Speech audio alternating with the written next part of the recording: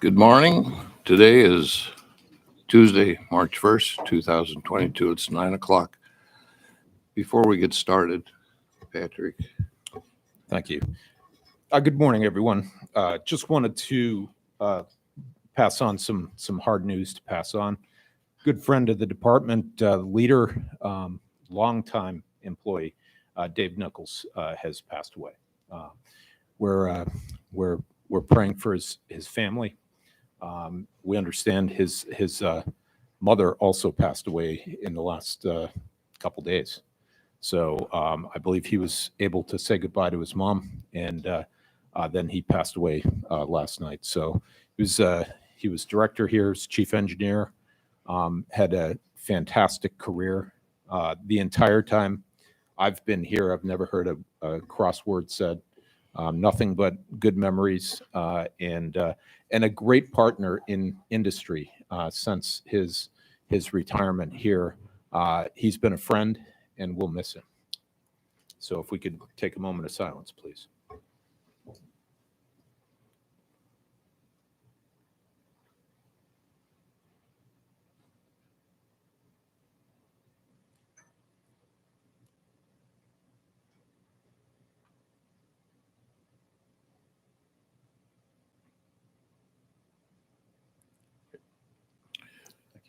Madam Secretary, will you please call the roll?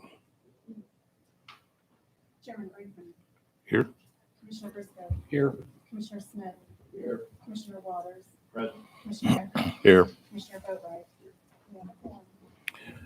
Thank you. Welcome, everyone. We have friendly reminders this morning that for all of us present that we're going to continue to provide live stream of our open meetings for the public to view. And if you're speaking, please make sure you speak into a microphone and that the microphone is on so the viewers can hear what's being said. We're going to start our meeting this morning with Owen Hassan, Traffic Incident Manager, is going to share a safety emergency with us. Owen. Good morning. I have the safety minute reminder for everyone today. In the event of a fire, the commission director and commission secretary should exit the rear of the room, out the back door in the conference room 101 to the sidewalk on Jefferson Street. The audience will exit through the doors to the lobby and out the back building entrance by the loading dock, and then we'll proceed to the sidewalk on Jefferson Street. An alternate exit is down the stairs and through the main entrance. Please walk up the hill on Jefferson Street until everyone is safely out the back parking lot and a safe distance from the building and emergency response vehicles. In the case there's a small fire, there's a fire extinguisher in the rear corner of the room by the AV podium. I've asked Eric to retrieve the fire extinguisher if needed. In the event of severe weather, everyone should head to the center stairwell and go down as far as possible. If we must evacuate the room, please take a moment to make note of who you're sitting next to and make sure that upon arrival to the designated safe location that your neighbor has arrived safely too. If there's a medical emergency, most people in this room are certified in CPR. Ed Hassinger will call 911 and direct emergency responders to our location at 105 West Capitol Avenue. Aaron Hastings, the emergency response a person from the St. Louis region, has volunteered to administer CPR, and Becky will assist him if necessary.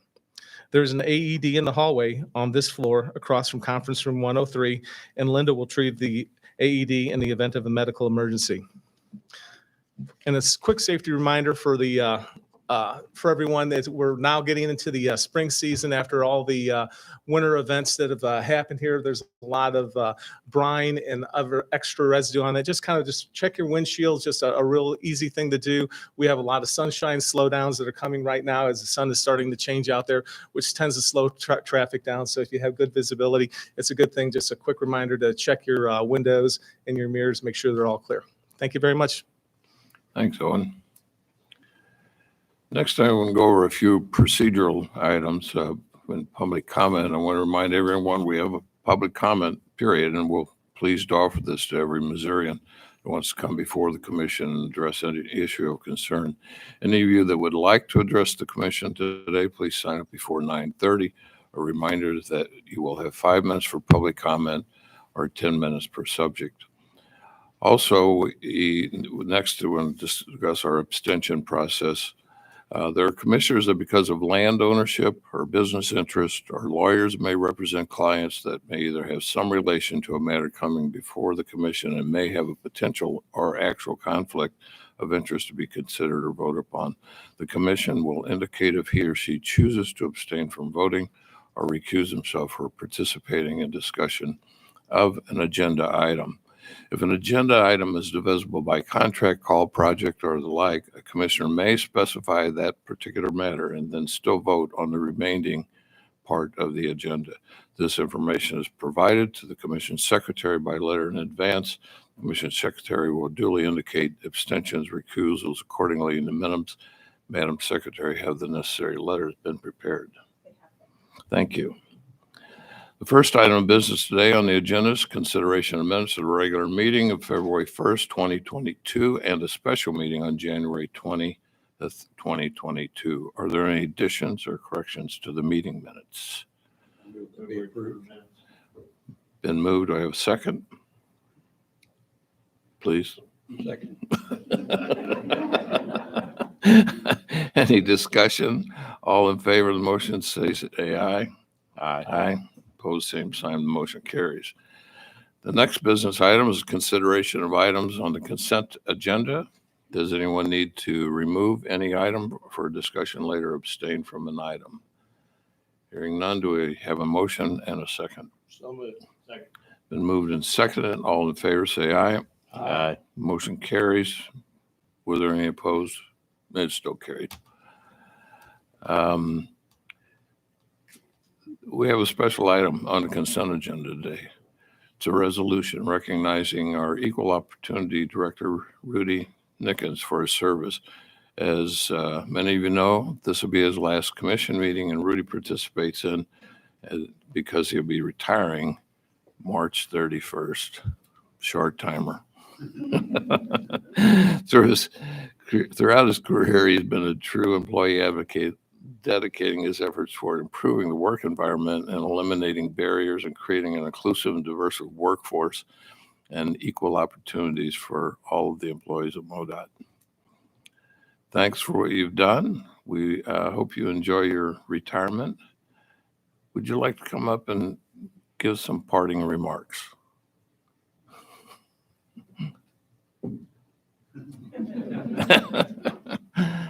I might cry. I might do that. Yeah, it could happen. Well, first of all, thank you, Chairman Brinkman, Commissioners, Director. I still might cry. It's been an amazing journey for me. And I'll say that when I was hired, I was told that the Equal Opportunity and Diversity Division was considered the red-haired stepchild of MoDOT.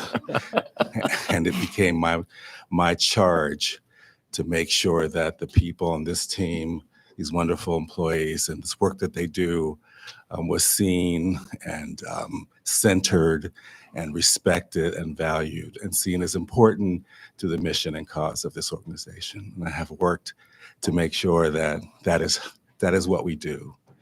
It is so important. It is so important.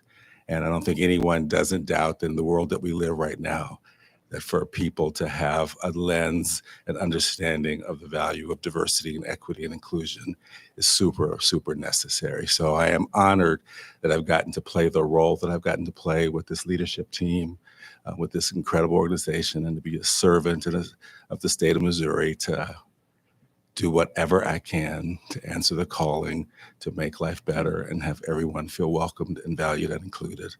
Thank you so much for letting me wear these shoes this last decade. Thank you. Before you step away, we want to get a picture with you.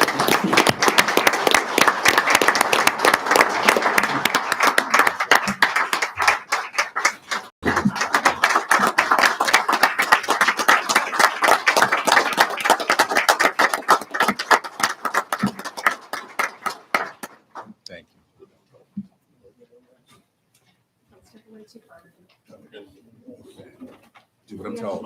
We have to do Oh, You okay. have to present your privilege. Okay, all that. Go down there and get a picture taken. That's the deal.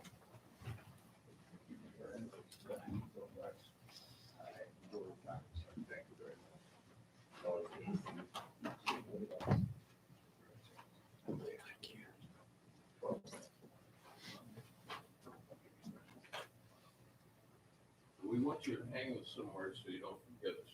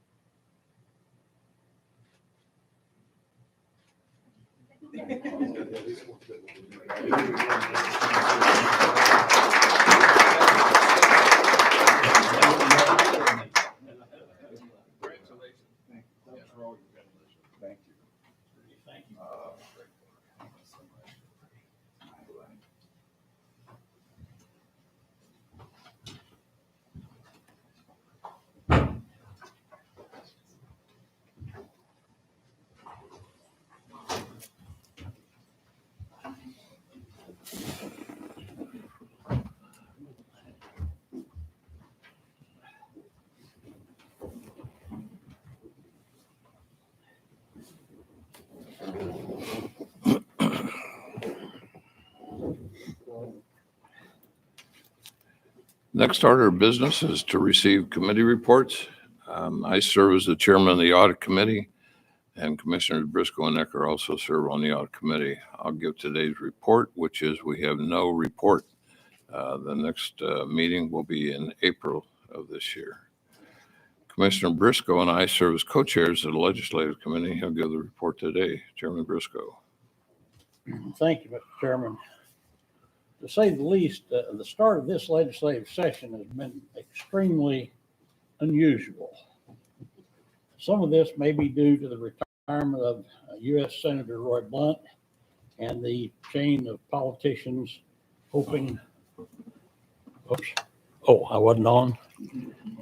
Politicians hoping to move up themselves to his slot.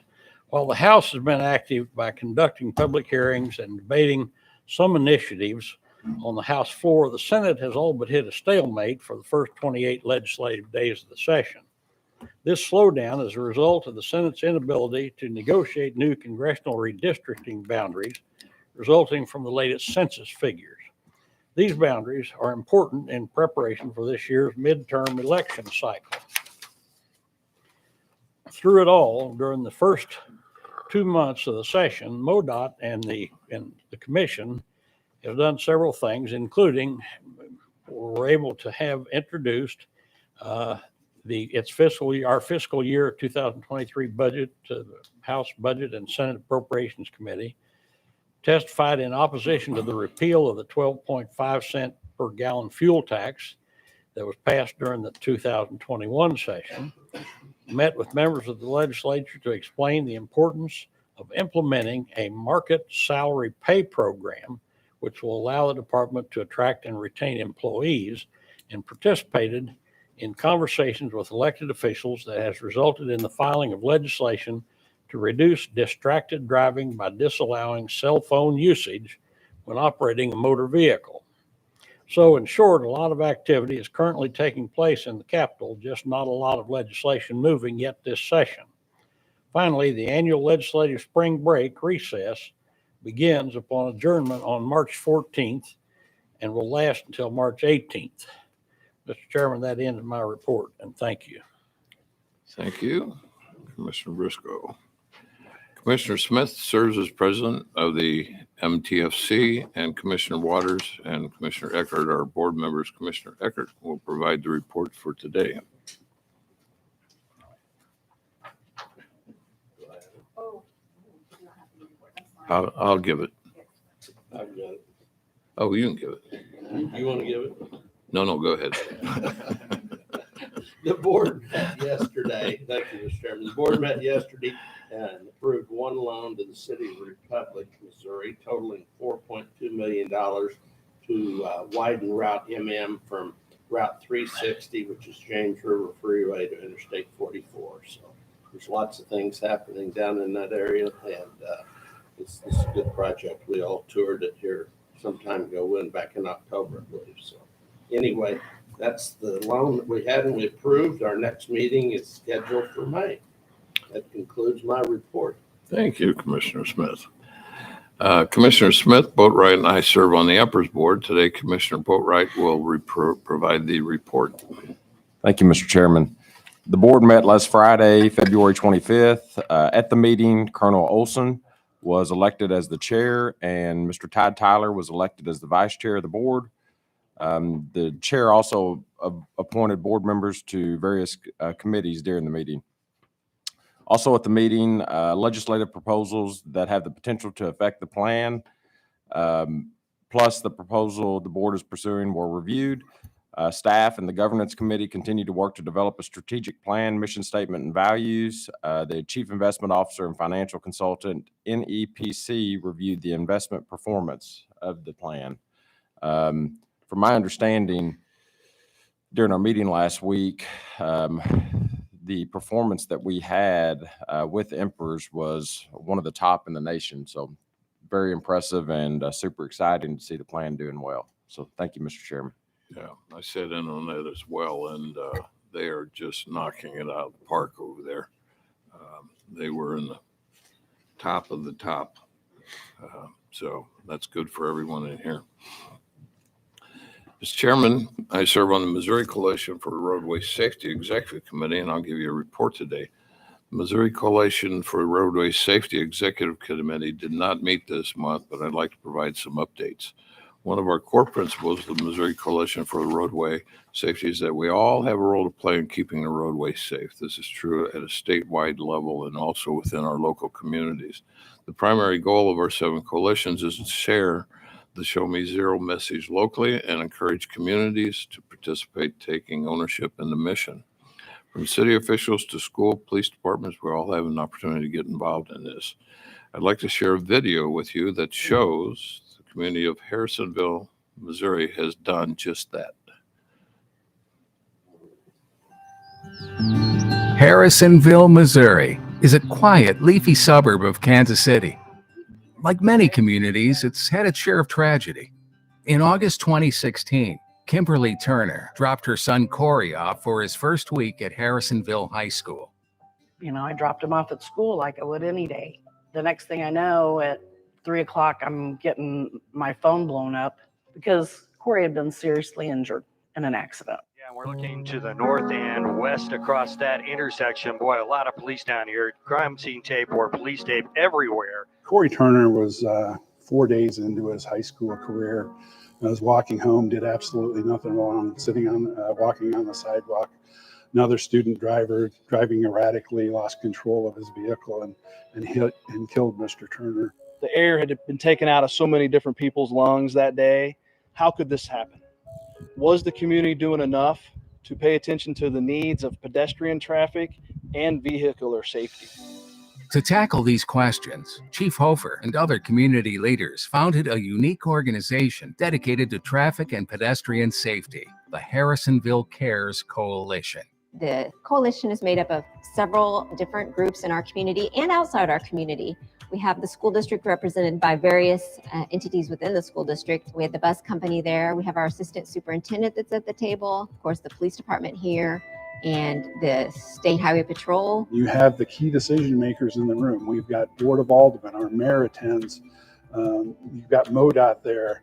If somebody brings up a problem, there's somebody in the room or different people in the room that can, step up and take care of it. I've been in my career a part of many organizations and committees. I can honestly say this is one that's probably had more success stories in a short amount of time than I've ever been a part of. From trimming of trees to allow buses to be able to drive down the right side of the road, to stoplights being put in, to reducing speed limit. The city funded a project. They really did a nice sidewalk project, making it to the community center, and then the Board of Aldermen allowed us to purchase crosswalk flashers. We put them at key intersections around our schools and high traffic intersections going to parks. It's not just about being in and around the school, it's the whole community. One of the most unique organizations to be part of the Harrisonville Cares Coalition, the Traction Program, made up entirely of students from Harrisonville High School. The Traction Program at Harrisonville really tries to focus on student involvement in traffic safety in order to improve the safety in our community and sort of the efficacy of the traffic movement. When you've got a group of kids out there telling different people, doing safety checks, talking about it to other students, you know it's getting on their mind and they're thinking about it and driving more safely. Last year, we conducted 2 seatbelt checks, one in October and one in very early March, and we saw about 7% increase in seatbelt usage in the student body over that period of time. This week's a special week for Traction. They're highly engaged in multiple activities because prom's right around the corner, graduation's right around the corner. This afternoon, we'll be conducting a device check where we'll be watching both students and teachers leaving the parking lot to make sure that they're not on their phones or other electronic devices. I think it's so valuable that Traction is the one spreading that message because they're talking to their peers.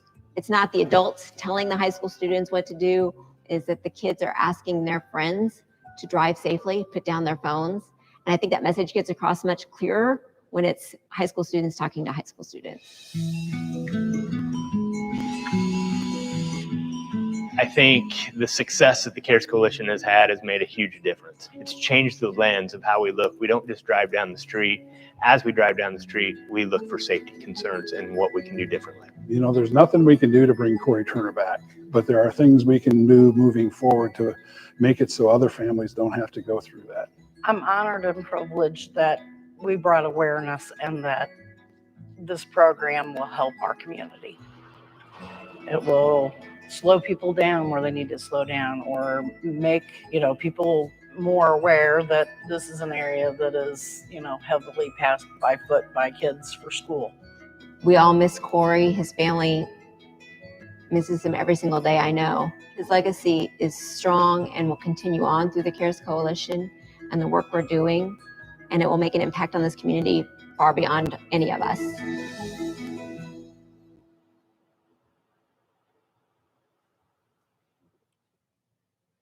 That's a great example of community coming together and improving the safety for roadways. I want to congratulate Harrisonville Cares Coalition on a job well done. Thank them for doing their part. Our next executive committee meeting of the coalition is April here in Jeff City. I think this is wonderful. Is there a way, I know Becca, you're on that with me. Is there a way to distribute this to all the high schools? Yeah, we have a very active traction program, and we have a representative within our highway safety and traffic section. That's her primary role, is to monitor and provide resources for those traction programs across the state, and create a summer camp where all those kids that do traction from across the state can come together and share ideas. So we'd love to we'll make sure that she gives a presentation at our April meeting so you can meet her and see what resources she has. That'd be great. And the one statistic I'm going to mention at every meeting, 90 people will die in the next 30 days on Missouri highways. 50 of them will be here if we will all go out and tell everybody to buckle up, because 2/3 of those people are not wearing seatbelts. So if you're within the sound of my voice, tell 10 people that, and maybe we can save some of those folks. Next item is MoDOT Director's Report. Patrick. Great message to deliver. Terrific work at the community level, and it just shows how impactful. We talk a lot about statistics. That was one young man, and look at how that has changed the trajectory of the whole community. And it's unfortunate that it took that to do it, but those actions. It's why we're so passionate about buckle up, phone down. In a state that has a great deal of trouble policy countermeasures for safety. we have to continually remind everybody that there are actions that can be taken by each individual every time they get into a car.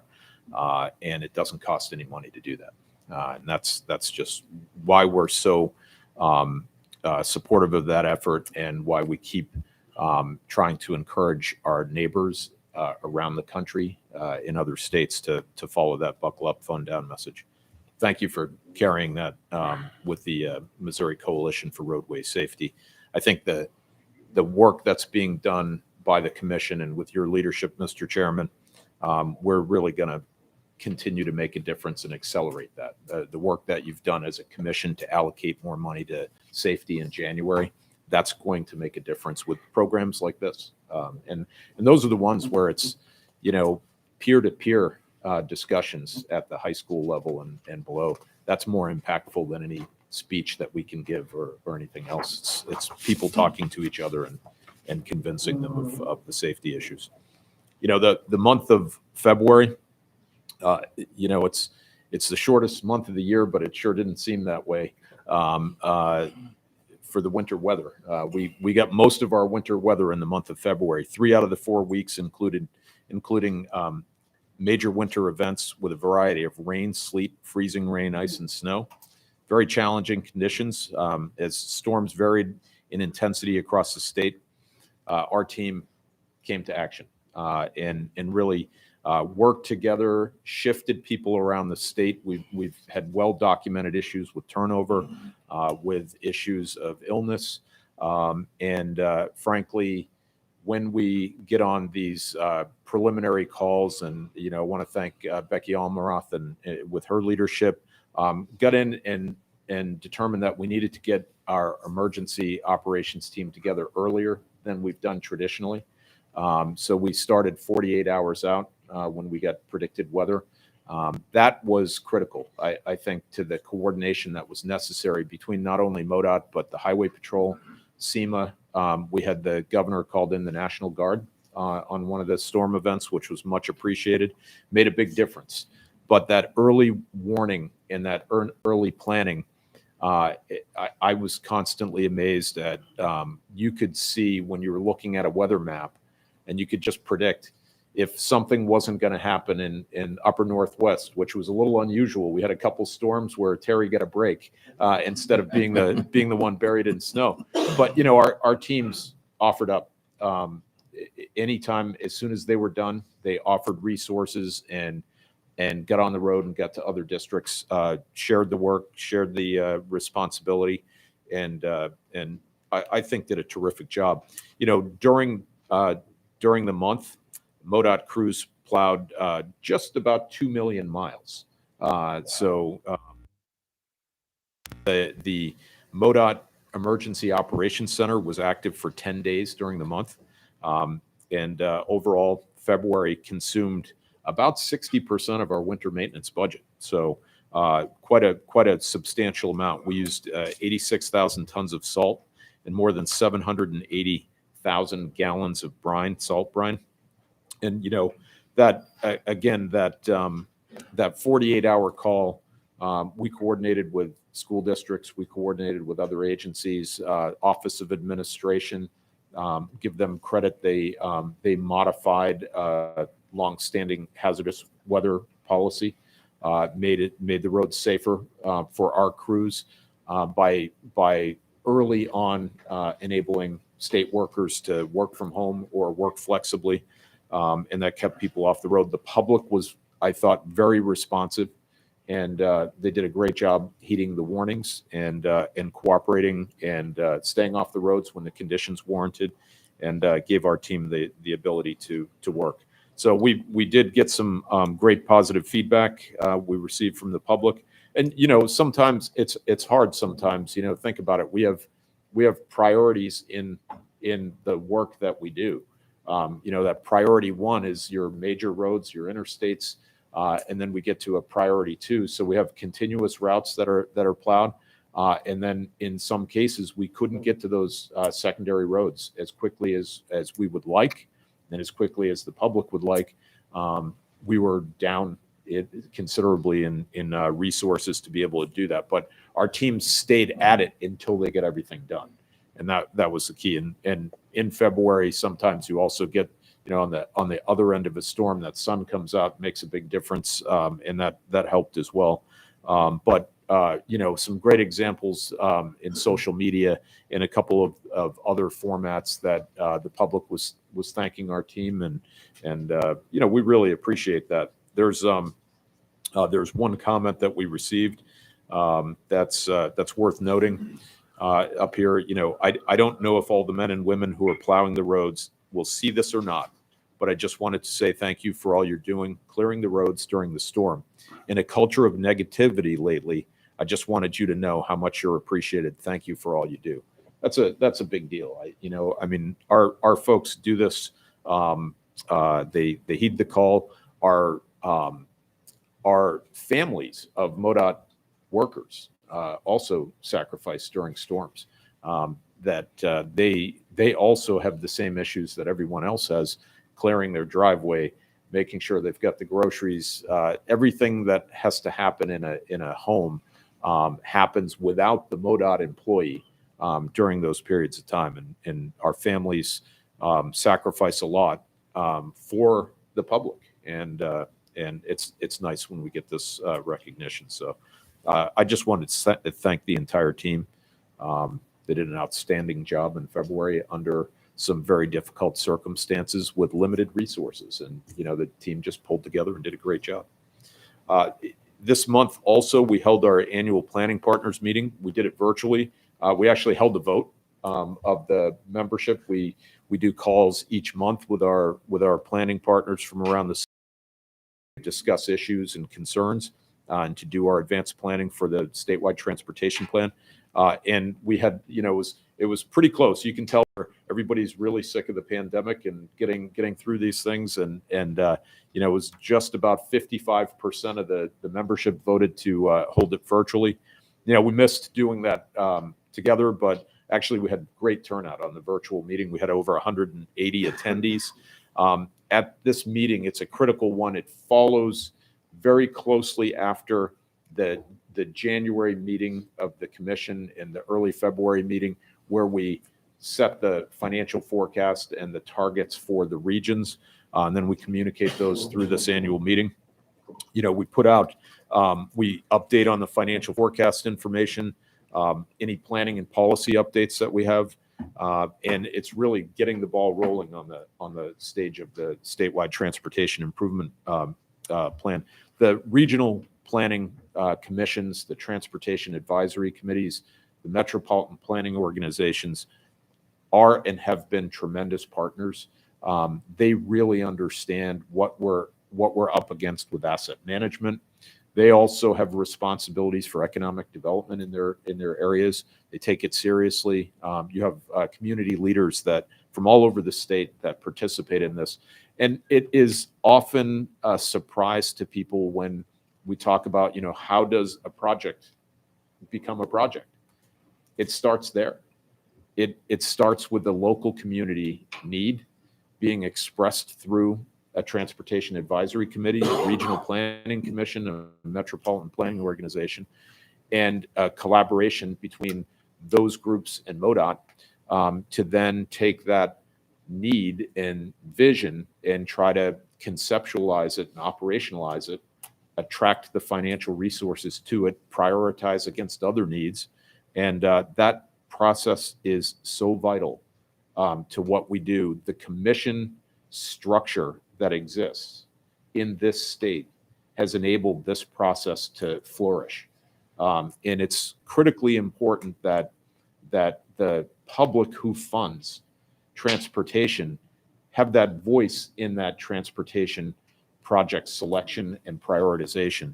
And I do believe that it's the commission structure that's made the individual project selection and the entirety of our planning process unrivaled in the nation. And that 100-year history of the commission, the fact that it's a bipartisan group that injects upon MoDOT a nonpartisan position. Politics are not at play in project selection, and that's vital. And I think it's vital to remember as we and as the public consider Many different policy proposals that are floating around the Capitol these days that would frankly reverse or do harm to some of that process. That would be a dark day for the state of Missouri if any of that passed. And frankly, this process that we have in that preliminary draft road and bridge plan that we presented to you last month accounted for every penny of the SB 262 incremental gas tax from the year 2022 to 2027. And we've also accounted for every penny of available federal resources that can come over that period of time as well. And we've programmed 80% of that. There is not another DOT in the nation that's anywhere close to this. And it's because of that work that we do with the planning partners. The unfunded needs work that we've done over the last 2 years, block and tackle, meat and potatoes, basic meetings, determinations, prioritizations, local issues, all woven together and then incorporated into this plan. I am so pleased with where we are because we don't have any time to waste to get to work on this plan. And so the work that started in this planning partner meeting that carried on from a couple of years worth of unfunded needs work that will carry the final prioritization of regional priorities in the STIP and be presented to you in the next couple months for then public comment and hopefully adoption in July. That will set the mark, and we'll get to work. The construction industry, our consultant engineers that will be working with us, will need to, in our estimates, will need to average $125 million of construction awards per month for the next 5 years to meet this plan. This is a tall challenge. It's desperately needed work on our system, and we look forward to sinking our teeth into that and getting going with it as soon as that's approved in July. But it really, again, it starts at the local level with the planning partners. We had Representative Railsback gave a presentation at the planning partner meeting, as did Commissioner Boatwright. But Randy Railsback was one of the original planning partners out there, is a big leader in terms of conceiving this way of doing things and working in partnership with MoDOT, with many of our team that are still here working on this, really set that vision and structure that we benefit from today. And I think many people take for granted. This is not a place where we pick projects in a back room, in a cigar-filled room or whatever some people might like to think. It is simply not the case. It's done in the daylight, in the public, all over the state. And what a terrific thing to have here in Missouri, all set in motion some nearly 30 years ago, and that we benefit from today and need on occasion to stand up and say, this is the way to do it. And we should be proud of it, and we should defend it. So I appreciate the commission's support doing that. And what I'd also like to say is, again, we've had this multiple times in the last several months, and it never ceases to amaze me the type of people that we have here at MoDOT.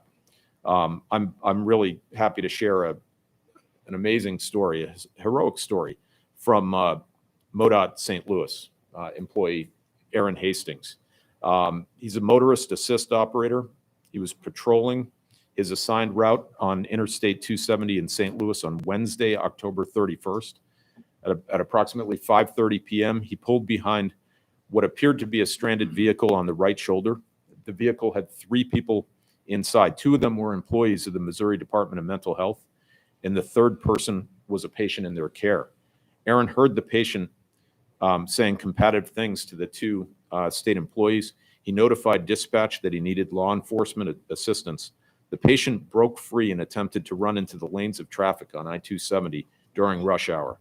Aaron quickly restrained the patient and had to maintain that restraint for over 15 minutes. and law enforcement arrived and helped out. You know, I want to recognize Aaron with a Meritorious Safety Award. He saved that patient's life, but I can tell you, I received a call from Mark Stringer, at the time the department director, that night, and he believes that Aaron saved the lives of his employees too. It's pretty amazing. Aaron is with us, and I'd like to present this Meritorious Safety Award to him and recognize him in front of the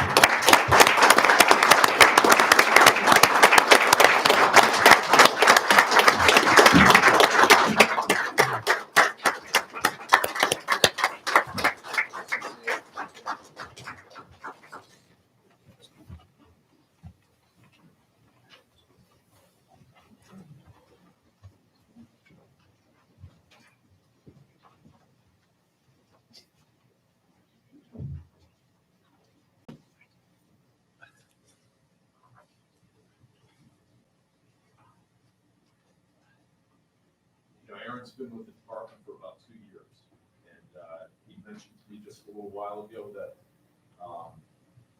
he really appreciated the training when he first came on board, and used that training to recognize the circumstance. You know, it's just like the people at Harrisonville that are looking for safety issues because the whole community's been trained in that. Well, that's what Aaron noticed, and you know, a lot of people might have just driven right by, but he didn't do it.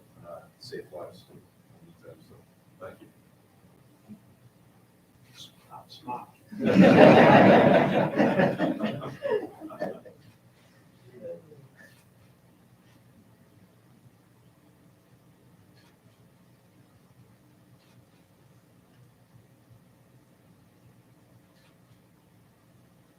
Fun being on this side of the camera, right?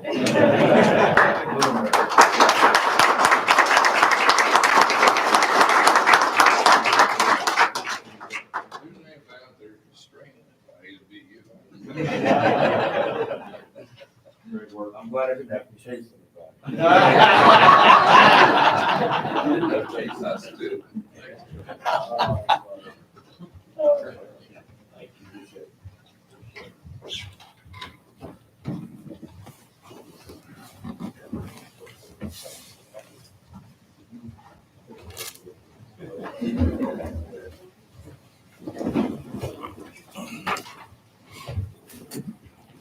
Mr. Chairman, I'd just like to end with a personal thanks to Rudy Nickens. Rudy's been, you meet some people and you just know they're leaders. And Rudy's been a leader in the organization. Frankly, I think he's been a leader in every organization he's been involved in. He cares about public policy, cares about the people he works with, and has cared about the organization at MoDOT. He's tried to make us better. And I think in your tenure, you have made us better. And what I'll say is, because of your leadership, I know that we're not where we need to be yet, and we're always striving to become better. And it's with your help that we're on that path, and we're going to continue that. So thank you for your leadership and your friendship. Good luck. Any discussion regarding Patrick's report? Commissioner Boatright. Thank you, Mr. Chairman. I just wanted to say, the example that Aaron set is one that, since I've been on the commission, we see this month in, month out. Throughout the districts, throughout the state, our employees care about the health and well-being of Missourians and whoever's on the highway system. And it just speaks volumes how our MoDOT employees go above and beyond to ensure our safety and to ensure that we have a system that functions. So, Aaron, thank you, and thank the whole MoDOT team for what you do. I really appreciate it. Thank you, Commissioner Boatright. Next item on the agenda is an action item. Travis Kessner, State Design Engineer, we're going to present some bids for our consideration. Travis? Good morning, Commissioner Brinkman, Commissioners, Director McKenna. I'm here to present the results of the February 18th, 2022 bid opening, in which MoDOT received 80 bids on 30 different calls for projects. We recommend the following to you today, and that is to award all calls to the lowest responsive bidder except for call F04 located in the St. Louis District and G09 located in the Southwest District. We recommend rejection of call F04 and G09 due to excessive bids per section 102 of the Missouri Standard Specs. We also recommend the award of call F05 in St. Louis District be contingent on receiving the remaining funds that are due to us from the city of Sunset Hills. They have approved the bid on their side, but we haven't received enough funds to cover their portion of that project. We should get that later this week. So once we get those awards, the contingent award would finalize that project. So, and with that, those are recommendations to you today. Thanks, Travis. Anybody comments on Travis's report? Patrick? None? Okay, I move we accept the recommendation. Second. Been moved and seconded. All in favor, say aye. Aye. Opposed, same sign. Motion carries. Do you have a report for us, an update budget? Yeah, we do. So that, as Patrick mentioned, that gets another $100 million plus worth of work out on the streets. That's a great thing. Our districts are doing a great job keeping the jobs moving. And I think you're going to see some construction folks later today that take the jobs from there and make sure they get to completion. So we had a few focus on bridges today. That gets us up to 233 of those bridges. And we're right at $9.2 million over budget of that $278 million for the governor's focus on bridges. Overall, we're running about what inflation's running. Today, we've broken the $1 billion mark for the year. We're at 1.08 billion of awards, and we're about 7% over, around $70 million over the original STIP budget for that group of work. So, Thank you. all right, thank you. I didn't realize you till yesterday, all that comes out of this building. There must be a lot of little guys behind curtains up there that we never get to see them. Where are all the worker bees behind the machine? We'll run you upstairs later today. Yeah, they're upstairs. I They can come see visit. that. Yeah, that's great. Yeah. Yeah, that's amazing. We're able to crank out that kind of, just the construction documents and specs and all that. That's wonderful. Yeah, they do good work. So. The next item on the agenda is a non-action item. Amy Ludwig, Administrative Aviation, and Steve Stockham, Chair of the Aviation Advisory Committee, will present on aviation in Missouri, one of my favorite subjects. Amy and Steve. Good morning, Commissioner Brinkman, Commissioners, Director McKenna. Thank you so much for the opportunity to provide you with an update on some of the recent activities in MoDOT's aviation section and on our strong partnership with the Aviation Advisory Committee. I'm really happy today to have the opportunity to co-present with Steve Stockham. He is our Aviation Advisory Committee Chair. He is the airport manager at the Joplin Regional Airport and has served as the committee chair for the advisory committee since 2009. So during my portion of this presentation, I will provide an overview of the state airport system and its economic impact. I will also provide a high-level overview of our aviation section here, and then talk a little bit about some of the new federal funding programs that we have been or will be administering soon, before we talk about the advisory committee. So on your screen here, you see a graphic from our 2019 State Airport System Plan update. This shows all of the airports on our state airport system. So currently, we have 120 public use airports in the state. Of those airports, 107 of them are publicly owned, which makes them eligible to receive funding, either federal and or state funds from MoDOT. Out of those 107 airports, 76 of those are in the National Plan of Integrated Airport Systems, or the NIPIAS, which makes them eligible to receive federal funding. And another subset of that 76 airports, 68 of those NIPIAS airports receive their airport improvement funding from MoDOT through the state block grant program. That leaves 31 additional airports that are not eligible for federal funds, but that we do administer state aviation trust funds to through our program. And obviously, our system has a tremendous economic impact on the state, the airport system. Our last statewide economic impact study was published in 2013 and found that the aviation industry in Missouri supports over 100,000 jobs, with a payroll of over $3 billion per year and an annual economic output of over $11 billion. To talk just a little bit about MoDOT's aviation section, Our team includes 8 employees total, and obviously our primary objective is to successfully administer the airport improvement program funding through the state block grant program, and also to administer state aviation trust funds. At the time that I put this presentation together, we had 93 active projects, obviously in various stages of life from, the start to nearing completion, but 93 projects at 61 airports with estimated project costs of over $120 million. And that's not accounting for all of the COVID relief funding that we're also administering, which I will touch on here in the next slide. So we have received 3 different COVID relief revenue funding sources for airports since the start of the pandemic, listed here on this slide. Going from the oldest to the newest funds that we've received, the first grant program we received is from the CARES Act Fund, and we received just over $2.6 million for 68 airports. These funds can be used for a pretty wide swath of projects, things we don't typically reimburse on, such as operating costs. They can use those funds to offset their local match on other federal projects. So to date, we've now reimbursed over 75% of those funds. It's a little updated since the presentation was put together. The next source of funding we received is CRISA funding. So that was just over $950,000 for 64 eligible airports. Those funds have a narrower scope. They really can only be used for operating costs, not for to match on a federal project or those other things. So we're working on getting those drawn down, but it's going a little bit more slowly. To date, we have reimbursed over 30. COVID-19 relief is through ARPA. We've received $1 million for 64 airports. Can use those for the same purposes as CRISA, so operating costs primarily. We have those funds in hand from the FAA. We have not started issuing grants for that yet because we're waiting for appropriation authority for those funds, but I would expect that to be resolved in the next couple of months, and then we'll work with sponsors to get those funds under grant. These amounts here that are listed on this slide are just the funds that we are administering at MoDOT. So the primary airports at our state have also received funding through all 3 of those programs, and a significant amount of funding through that.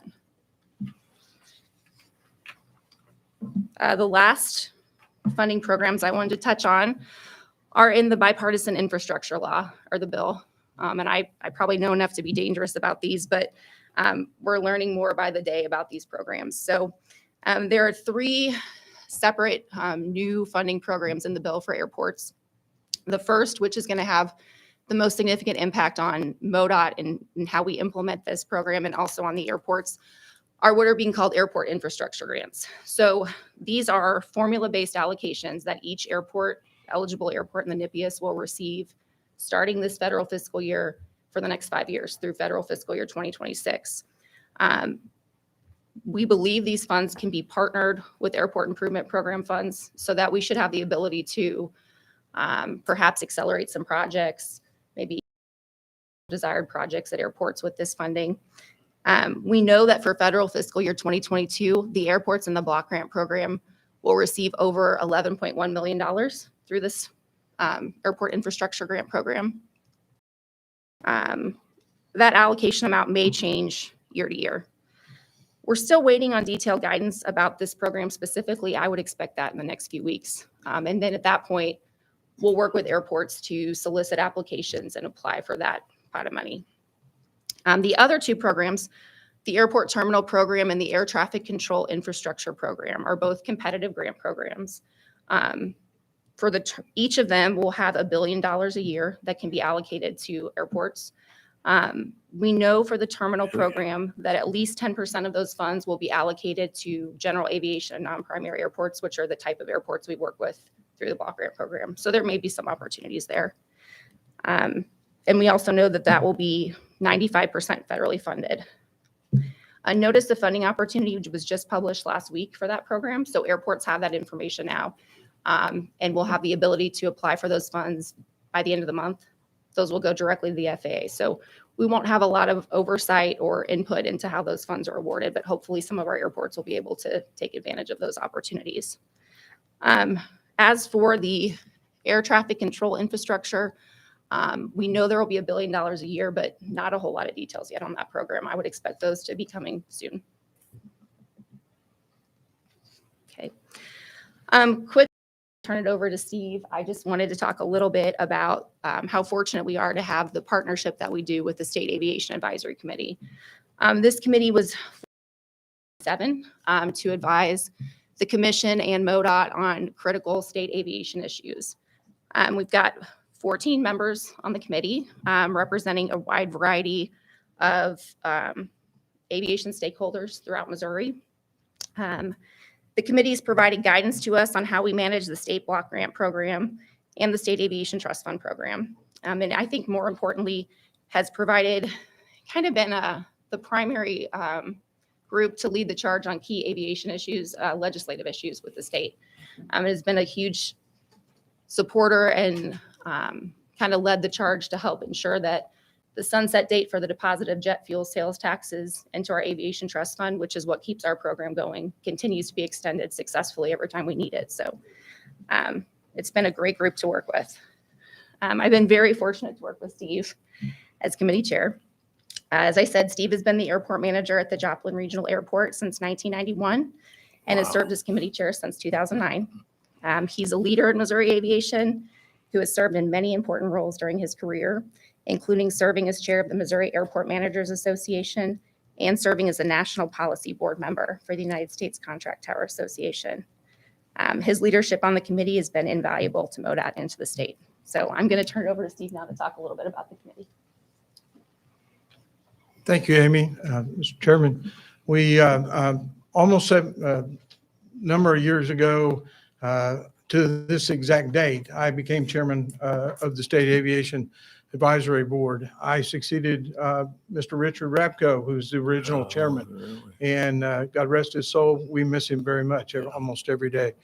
But with that being said, I'm very, very proud of what we've been able to accomplish over the last few years in bringing the multiple alphabet groups across the state together to help support aviation and to do the many things that we know is important in the multimodal program of MoDOT and within the state, and help, as Amy mentioned earlier in the presentation, how important aviation is as a vital employer and industry leader within the community and within the state that they serve. With that being said, there's snow on the roof and time is clicking away. And so I've at this time decided to step back and pass the torch on to a new leadership. With us today, I'd like to ask him to stand. Abe Forney is the director of and general manager at Rosecron in St. Joseph, Missouri. A young man that is very intelligent and understanding of the aviation industry. And I feel like that we're passing the torch on to someone that's going to carry forth for another. I told him Dick and I set a precedent, so he's got to stay at least 15 years. So we appreciate everything and look for great things for him in the future.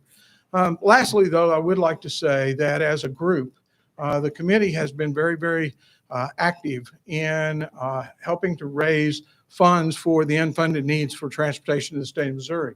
And I do want you to understand that it's not just aviation that we work very hard for the gas tax. We work very hard for a number of different funding mechanisms. And we understand that transportation as itself is integral, whether it's roads, bridges, aviation, rail, whatever it is.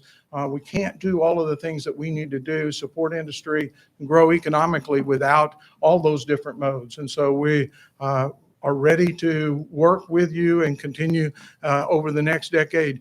And we have this unique opportunity over the next 5 years with this additional money that we need to do everything that we can to take advantage of that. And I ask that the board or the commission please look at MoDOT's staffing levels to help them and understanding that they've got a great opportunity, but they can't do it all by themselves, and they need some help there. And so we very much appreciate everything that they do, and we want to continue to work with them. Thank you all for your cooperation, and I hope you'll work with Abe in the future. Question, but it's a comment. Amy, thank you for your informative presentation. You know, these airports, especially in these small communities, are so important. Really are. We appreciate your team's hard work on it. Steve, thank you for your almost 31 years, or is it 31? I'm 33 next. 33, okay. In May, so, yeah. Well, anyway, thank you for your leadership. We appreciate both of you. Did Amy fix that runway in Clinton? Yes, she did. That, I landed on that. It was like a cob wagon. That's what he said. He believed it. But thank you, Amy. We appreciate you. So I have a question. So we had a meeting, that was a couple of years ago down at Vichy. There was a new little FBO there. Is that what this pays is when you talk about infrastructure for these small airports? So an airport could use some of this funding perhaps to help construct a facility that could be rented by an FB in the future. Right. So, I mean, those are the types of projects I would imagine with this new infrastructure funding, we might see more hangars, things like that, maybe larger scope pavement maintenance projects, things of that nature. So it will certainly be, I mean, it's almost doubling the entitlement funding that these airports receive per year. So it's going to have a really significant impact That's for the huge. next 5 years. And I should know this, but we're funded through the fuel tax on the aviation fuel. Correct. So our state program is funded by jet fuel sales taxes primarily, and then the tax on 100 low lead. So smaller. Yeah, component. right. Yeah. Yep. And that's set by legislature. It is in statute, correct? How much is it? It's 4.225, but we don't get it's the same as the sale. It's a sales tax. So we Oh, it's get a a sales portion tax. of that. It's not a gas tax. Correct. On the jet Okay. fuel. All right. Well, before you step away, I want to bring to everyone's attention that earlier today we had a consent agenda item and a resolution we approved recognizing Steve for his service to the state of Missouri. So at this time, Mr. Stockham, would you join us down in front for his 30 years of service as Aviation Advisory Committee and leadership in the aviation community?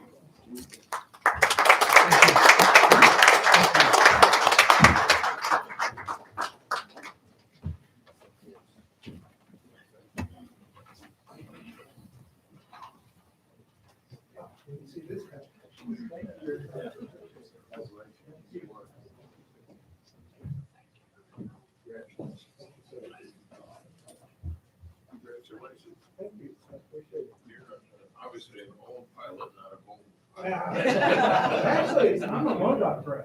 My dad retired from MoDOT for 14 years of service. Wow. So, yeah, so I've been involved in MoDOT for as long as I can remember. Congratulations. Yes, Steve. But you're a pilot. You're not? No. Well, we know what you're gonna do in retirement. Play well.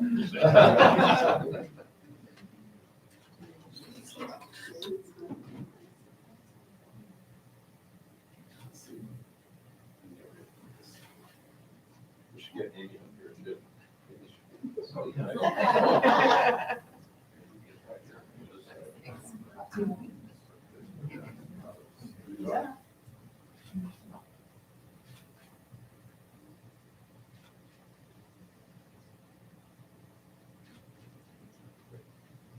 Thank you. Thank you. Make sure you guys Thank you take all. some.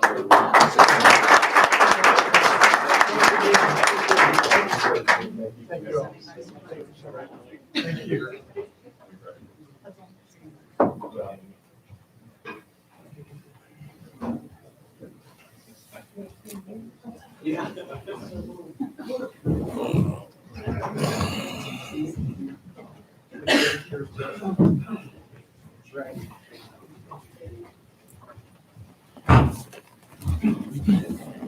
Mr. Chairman, if I might,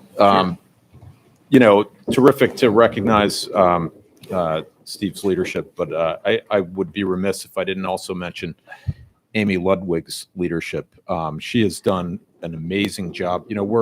There aren't a lot of state block grant states, and Missouri being one of them, really administers the federal aviation program on behalf of FAA through the state. That's worked tremendously well, but it's because of Amy's leadership. She's done a terrific job with our multimodal, with very limited resources, as you can imagine. Well, her leadership has been recognized by the Federal Aviation Administration, and Amy's going to be doing a terrific job for airports all over the country soon. So we really are pleased for your opportunity. We're sad to see you go, but make sure you tip those regulatory needles toward Missouri as you do it. Kindly, please, as we go. But terrific job, and she's really one of the best in the country, and that is certainly being recognized. And it's a great opportunity, and we're pleased for you. So thank you. Thanks, Amy.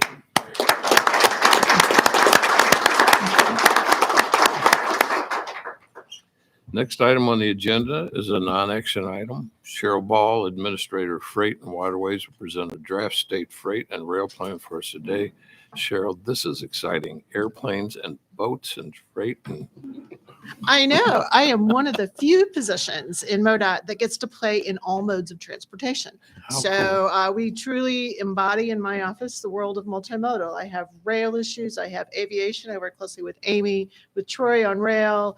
I'm also the waterways administrator. So, Commissioner Boatwright knows me well. And so we are in highways. So I work with motor carriers. So it's truly a thrilling time for us to be I will tell you, never in my career did I think that I would hear the word supply chain so much on the news every night. And my family my sister actually works in logistics as well. So the rest of the family usually looked at us like we were crazy. And now they know what we're talking about. So it is kind of nice. We are having a good time with that.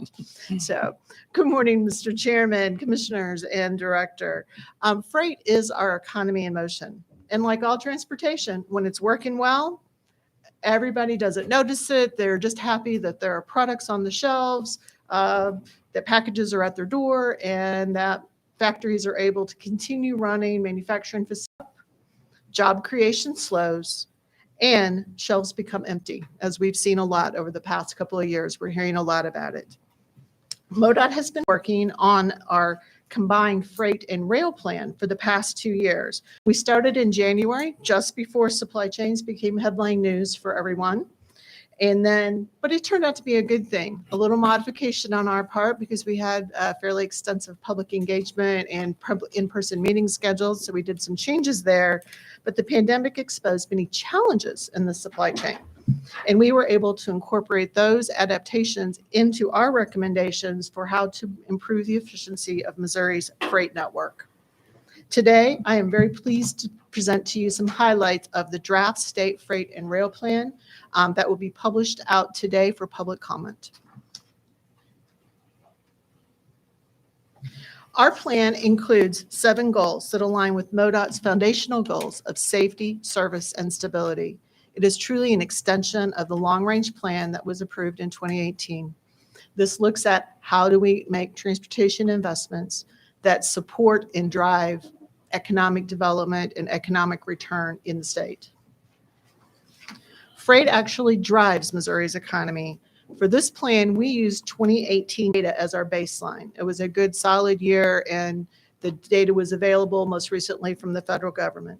In that year, more than 985 million tons of freight moved across Missouri. That's 161 tons of freight per person in the state. That's a lot of freight that we're using. Movement created and supports 482,000 jobs in Missouri out of the 2.5 million jobs that we have in our state currently. First, as part of the plan, we define the Missouri Multimodal Freight Network. This is the network that supports the most important aspects of our freight generating businesses. It consists of about 8,200 miles of our state highway system, all of our Class 1 railroads and short lines, which is about 5,300 miles, all of our public ports, and the 3 cargo airports currently located in the state of Missouri of St. Louis, Kansas City, and Springfield. The multimodal freight network provides Missouri businesses with access to supplies and raw materials and access to domestic and global markets. It also provides critical connections for our national freight economy and movement of goods from place to place. The network supports our strongest industry sectors, which include our transportation, manufacturing, and agriculture.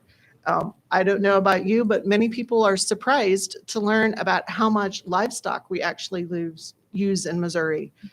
know a lot about grains, but who would have known we had 45,000 farms moving over 2 million tons of cattle and calves every year here in our state. Whoa.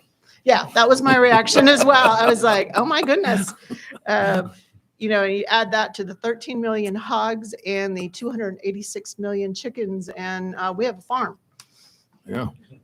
So in 2018, Missouri had over 985 million tons of freight valued at $1.1 trillion.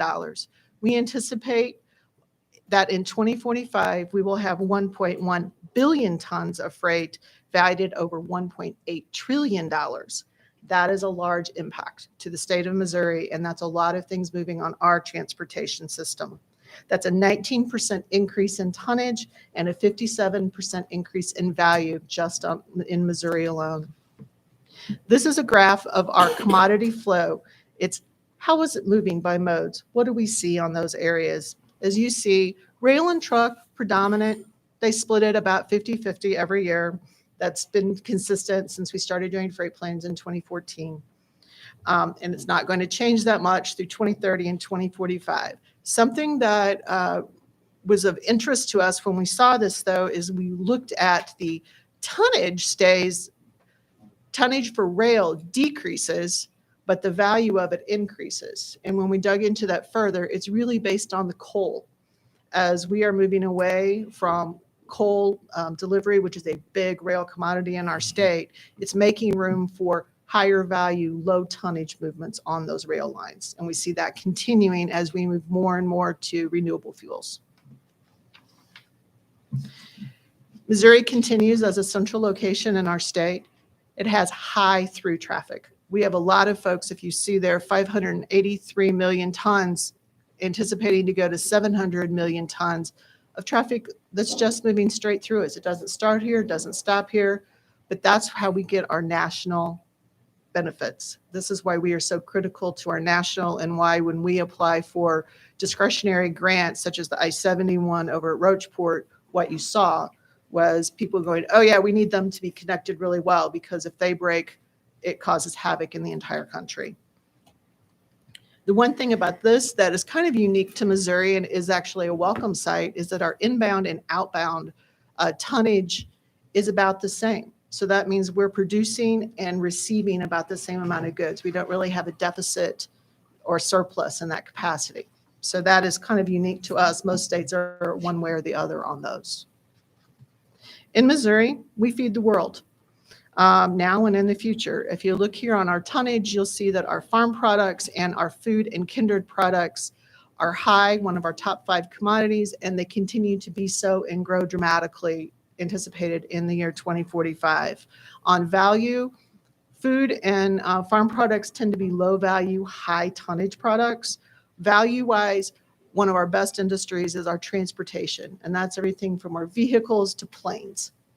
And motorcycles, anything in between. It's any type of transportation equipment. So that is estimated now at around 260 million, and you see that going to over 400 in the future.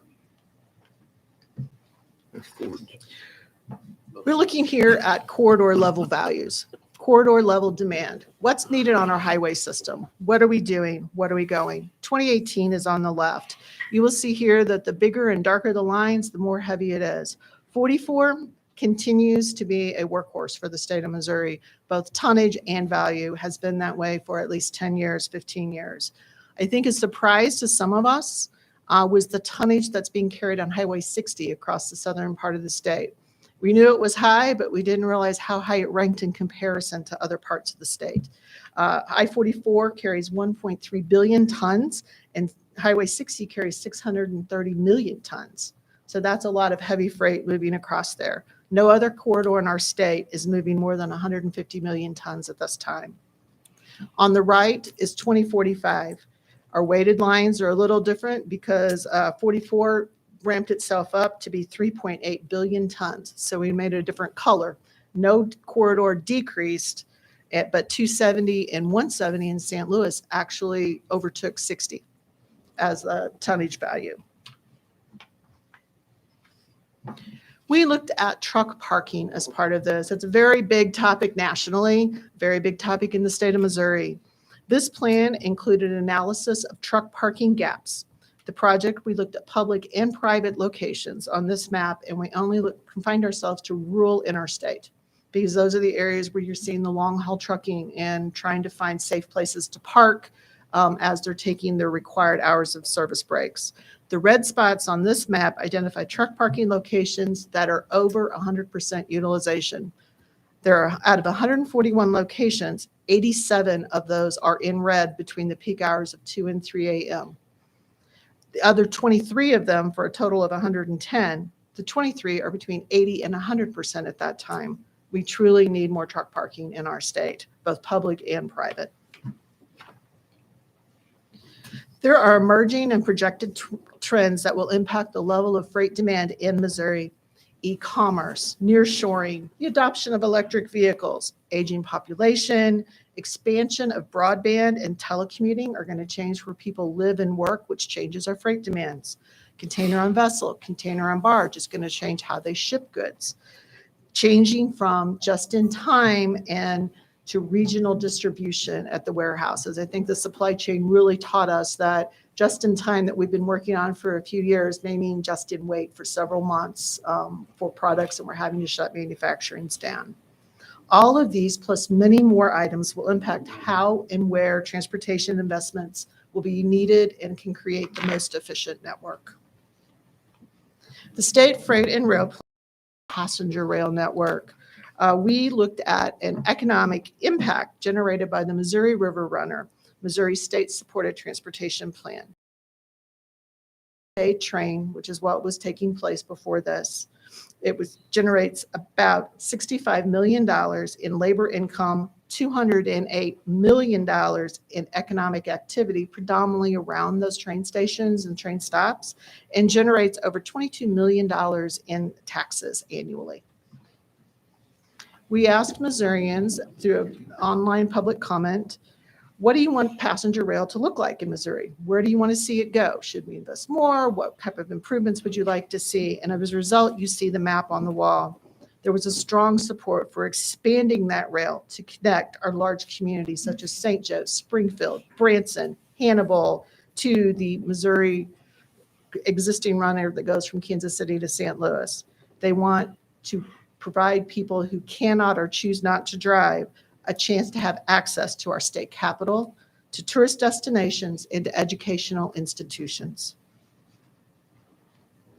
This plan includes more strategies to support Missouri's growing economy.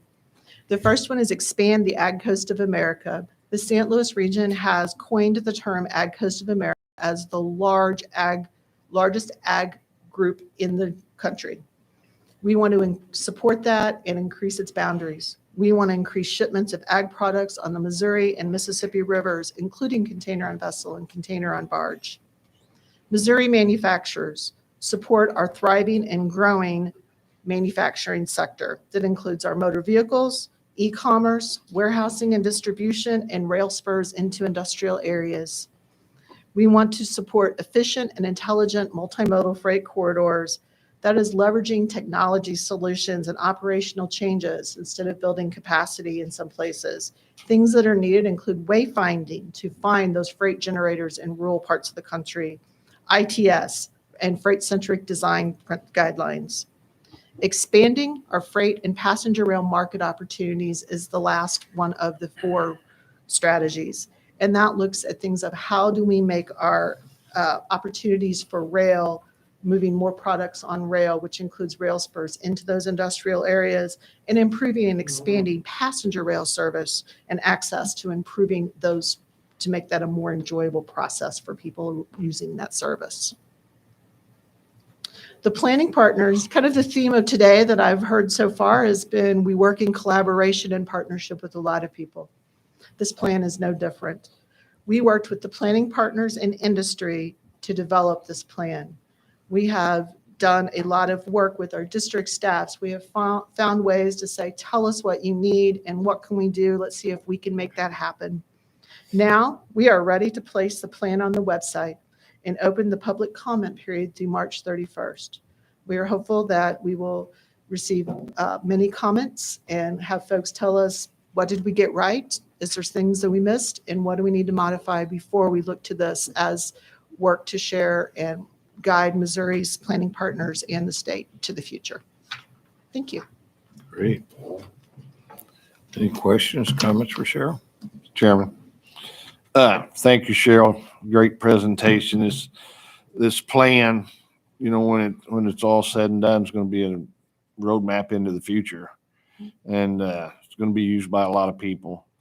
And I was thinking as you were talking, probably 20 years ago, maybe a little longer, all we heard about was tons when we talked about moving freight on rivers or whatever, because these industry didn't want to give the dollar amounts. And we had to dig and pry to find out what those dollar amounts are. So seeing the dollar amounts in this presentation, there's a long road to get there to be able to capture that information. And so congratulations on that. And, you know, a lot of people, you talk about a ton. Well, a ton of feathers looks a lot different than a ton of lead, right? Absolutely. But a dollar's a dollar and people understand dollars. And so when you talk about moving towards $1.8 trillion worth of freight moving through our state, that's huge. So I love the report and I appreciate all the work that went into it. Thank you, Commissioner Waters. Thanks. I was surprised, 161 tons per person. Yes. Looking at my Amazon bill, I thought sure we'd exceeded that. I think my FedEx delivery guy says I have as well. That's He knows, that's we great know news. each other well. That's great news. Yeah.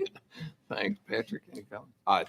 You know, this work that Cheryl is describing here and the effort that our multimodal team, I want to recognize Michelle Kratzer for her leadership as well in supporting aviation, as you saw, and supporting Cheryl and her work. But this is providing a very substantial baseline for the supply chain task force that we're working on. Cheryl's a big part of that, along with Liz Prestwood, and working with our consultant team as well. But you know, there is so much data in this that we can learn from and need to use in how we plan. This will enable us to go after discretionary grants when they become available because of the significance of this, the logistics moving around and through this state and how important it is for the nation. So it's critically important. These are requirements that we do these updates to these plans on occasion. But boy, I tell you, this one couldn't be more timely. So Cheryl's done a terrific job. We've used Cambridge Systematics on this. They've done a terrific job as well. But Michelle and Cheryl and the whole team, again, with limited resources, have really pulled off something. Cheryl, do you have an update on the boat with the containers? Yes. Where are we? Is that boat being built, I hope? Yes, what a timely question. Sal Latrico from American Patriot Holdings is actually in town today. He gave a presentation last night here in Jefferson City to the Heartland Port Board and invitees. And he is next door in the Capitol today answering questions from different legislators and visiting those who have supported that. My understanding is the boat for container on vessel is under construction. We're still anticipating seeing that starting movement, I would say in late 2024. So yes, all in direction, and St. Louis and Kansas City are all in on that and ready to go. We also have the container on barge, which is kind of the predecessor to that we worked with Agri-Services of Brunswick to work on that, and it will allow us to move some commodities. It allows you to use bulk barges in addition to barges containing containers with smaller types of agricultural products in the same tow. So, But are we using barges now? yeah, we should see that process go in place later this year is what Agri-Services is anticipating. And is this the Herculaneum Nope, port? that's a container on vessel. Right. Agri-Services is a private terminal up in Brunswick that handles most of the north central Missouri's activities. They approached us a few years ago. We work in partnership with them very closely and are looking to they have a lot of smaller specialty products, like some non-GMO things that they don't necessarily have enough to fill a full barge to move it down the river. But if they can put it in smaller containers, they can put 4 or 5 different types of products in one barge and attach it to a tow and move it down the river. And so that is where Agri-Services business model is moving to. And we were very excited to partner with them to get that designated as a marine highway project with the Maritime Administration, which allows them to directly apply for federal grants to support that project. And do we have a road into Herculaneum to get all those containers out of there? Not one good enough to move that, no. I'm from that area, no. Well, talk to your planning partner down there. I know. Thank you, Cheryl. You're welcome. Thank you. Mr. Chairman, I've got one question. I'm sorry. That's okay. So we took a snapshot of 2018. Yes. How much, with the growth of container on barge and container on vessel, how much of that was put into the plan, and how did we account for it, or did we? Because there's a lot of unknowns on how much it's going to grow, how big it's going to be in Missouri. My personal standpoint is it ought to be huge in Missouri. So what's your thought? Some insight on that? I think that the product-wise, total product for Missouri moving, I think is pretty on key. It's just going to be a matter of some of that modal shift. So I think when we looked at this product, we knew the container on vessel and container on barge was coming. We factored in that we thought it would be moving towards that. And when we do that, and how we do that is we do a little scenario planning. So it's like, okay, what would happen if we went all the way to the extreme on this side? What would happen if we went all the way to the extreme on this side? And the right answer for transportation investment is usually it's going to be some mix of these. So let's see what they have in common and let's make those recommendations. So we used it as an emerging trend, similar to electric vehicles, automation, things of that nature. So we took it into account as we know it's coming, we know it's going to have an impact. Not entirely sure how much, but we think it could. That's why we update our plan every 4 years, because we have such a evolving supply chain. The pandemic, frankly, took about 10 years worth of anticipation and shoved it into about 18 months. So I think the rest of us are just trying to catch up with what's going to stick and what's not going to stick. So and clearly the impact on the east-west corridors, I mean, this is going to have an effect on it. And it looks like certainly I-44, it's going to increase capacity quite a bit. Yes. Remind me the numbers of Highway 60. The scales are kind of hard to follow here. Oh, I'm sorry. Yes. We have a complete graph of that in the other. It's 560, I think it is. 963. Thank you, Director. Current, Current. 2018. 2018. What was it projected in 45? I don't have that number in front of me. I have it back at my desk. That's okay. That I can get it to you. Nothing went down. They all went up, but 44 truly leaped into another. Yeah, it looks in like another sphere. Which was completely surprising to me, quite frankly. I mean, when I was looking at these last week, I was surprised to see 44 jump that much in comparison to 60 and 70. I think what you'll see is that 44 really is one of the direct lines down to both the border with Mexico and the Gulf of Mexico. And so as we're seeing, this is some of that kind of Panamax effect. So as more ships are using the Gulf, and we're seeing more, frankly, more nearshoring is what we would anticipate with this, which means they may move to North America, whether it's in the United States or in Central America. They're going to move, some companies are going to move back. 44 is going to be that corridor that makes that connection. The draft going to 50-foot in Southwest Pass, what impact is that going to have on the state of Missouri, if any? So going It from has 45 a huge impact. Huge. We have been, for the past few years, we have been partnering with Mississippi River States and advocating. I believe that MoDOT even worked with our particular elected congressional delegates and said, if that stops down there, we all stop. Everybody north of there, we can't get our cargo out. Mhm. It's like having frankly, a truck parked across the middle of an interstate and saying you can't get around us. Right. So we have been advocating, and I'm vice chair of the Ashtabula Council on Water. Mhm. And one of the things we did as a council is we pushed through, and the board approved when Patrick was on the board, that advocated for increasing the amount of federal participation and lowering the amount of state participation. And that went through in the WRDA bill, the last WRDA bill that passed. And it dramatically decreased the amount of money that Louisiana is coming up with. But the lack of dredging down there, if it clogs up, it can stop our water transportation and push it all to road or rail.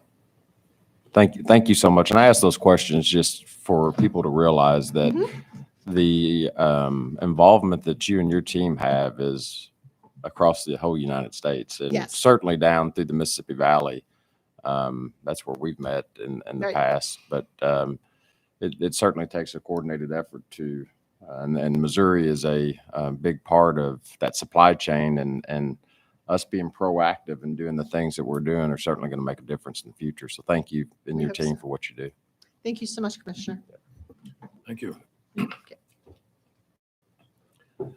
Next item on the agenda is a non-action item about MCTI, and I'll be a joint presentation with Jen Harper, Research Director, Dr. Bill Butler, MCTI Director, and Dr. John Myers, MCTI Deputy Director.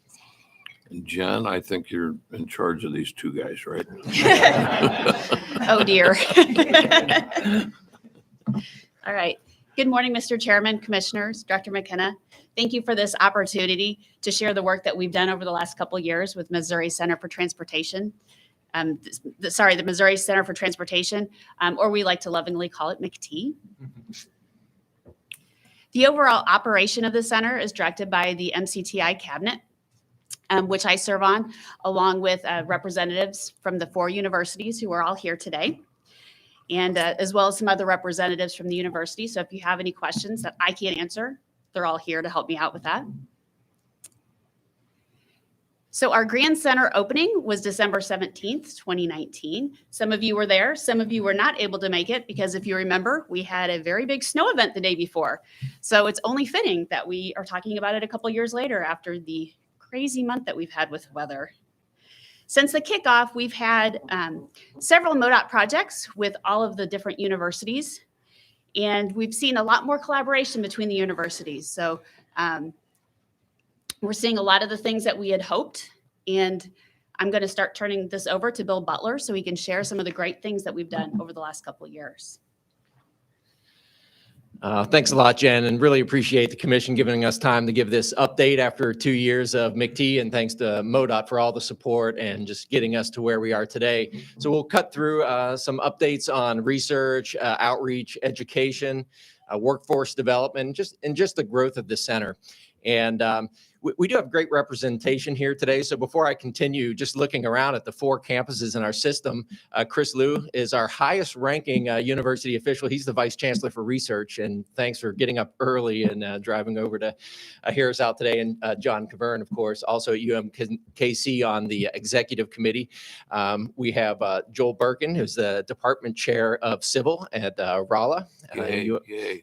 I always get an extra bump when we talk about Missouri S&T, and Mohammed Al-Gawadi, who's leading one of the great projects in MHTC that you'll see about in a second. We have a dean here, so Dean Noah Mannering from my campus at Missouri. Oh, hey, we got to, and Praveen Adair is department chair. Moon Choi was actually at the ribbon cutting, as you saw on the last slide, and he wanted to be here, but he's out of town, and he sends his regards.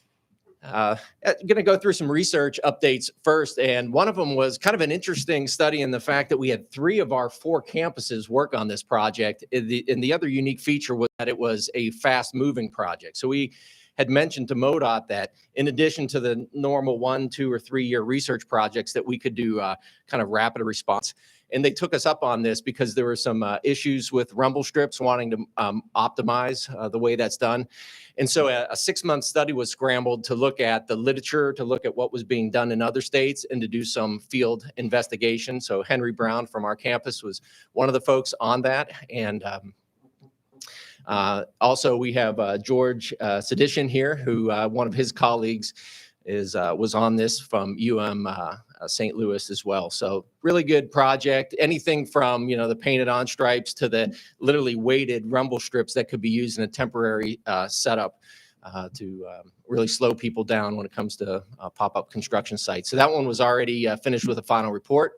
Mohammed can tell you a lot more about this project, but we chose this as a research example to show that this was an in-state school with an out-of-state school and also Federal Highway Administrations. We call this a pooled fund study. And in Missouri is able to lead pooled fund studies, but we hadn't necessarily done a ton of them in the past, but that's starting to turn. And so instead of research dollars maybe flowing out of the state, going to other states to pool funds for research, we're seeing more money flowing into Missouri for pooled funds just like this. And these projects can get quite large. MoDOT can take a smaller sum of money and then multiply that by 5 or 10 times. And you can easily get to $1 million research project with maybe just a 10% investment in that. And so, but this is a very important project where semi-trailers are impacting girders, and then using advanced materials and research to figure out, are they still safe? What's the remaining capacity? What kind of repairs need done? They have an excellent lab at Missouri S&T. It keeps growing. They're adding a lot more square feet to that. And to be able to do the physical research to vet this out and make it safe is really impressive. So a great pooled fund, and hats off to them. This is a project that I'm leading up in Columbia, and it's actually a national study. And just an example of national leadership where we're trying to help solve the waste plastic problem. So the CEO of Dow is Jim Fitterling, who's one of the alumni at MU. He came by the asphalt lab and said, hey, we're forming this alliance to end plastic waste. It's a global coalition. Billions of dollars of infrastructure is being invested around the world, and research as well. And so we're looking at, something like 30 million tons of waste plastic is being generated in the U.S. every year. Globally, it's just a staggering amount. There's so many statistics. One is that the mass of plastic in the oceans will exceed the mass of living creatures in the ocean by the year 2050. So it's a really, really extreme problem. So this is all about making a circular economy approach to divert waste plastic from landfills and leaking into the environment, and actually using them for infrastructure. So Stadium Boulevard, from about the football stadium to US 63, has 3 demonstration sections with waste plastic. And so hats off to MoDOT for allowing us to have this great test bed. And it's gained national attention. We have a boot heel project in Pemiscot County that's coming up in 2023 that we're starting the designs for. And we're also collaborating with National Center for Asphalt Technology and the Road Research Alliance in Minnesota to make this a national project. Jen Harper, MoDOT Research Director that you just heard from, is on a commission that's it's been mandated by the federal government, by U.S. National Academies, to study this very problem. And I've been asked to make a presentation to the committee as well. So we're really showing a lot of leadership there.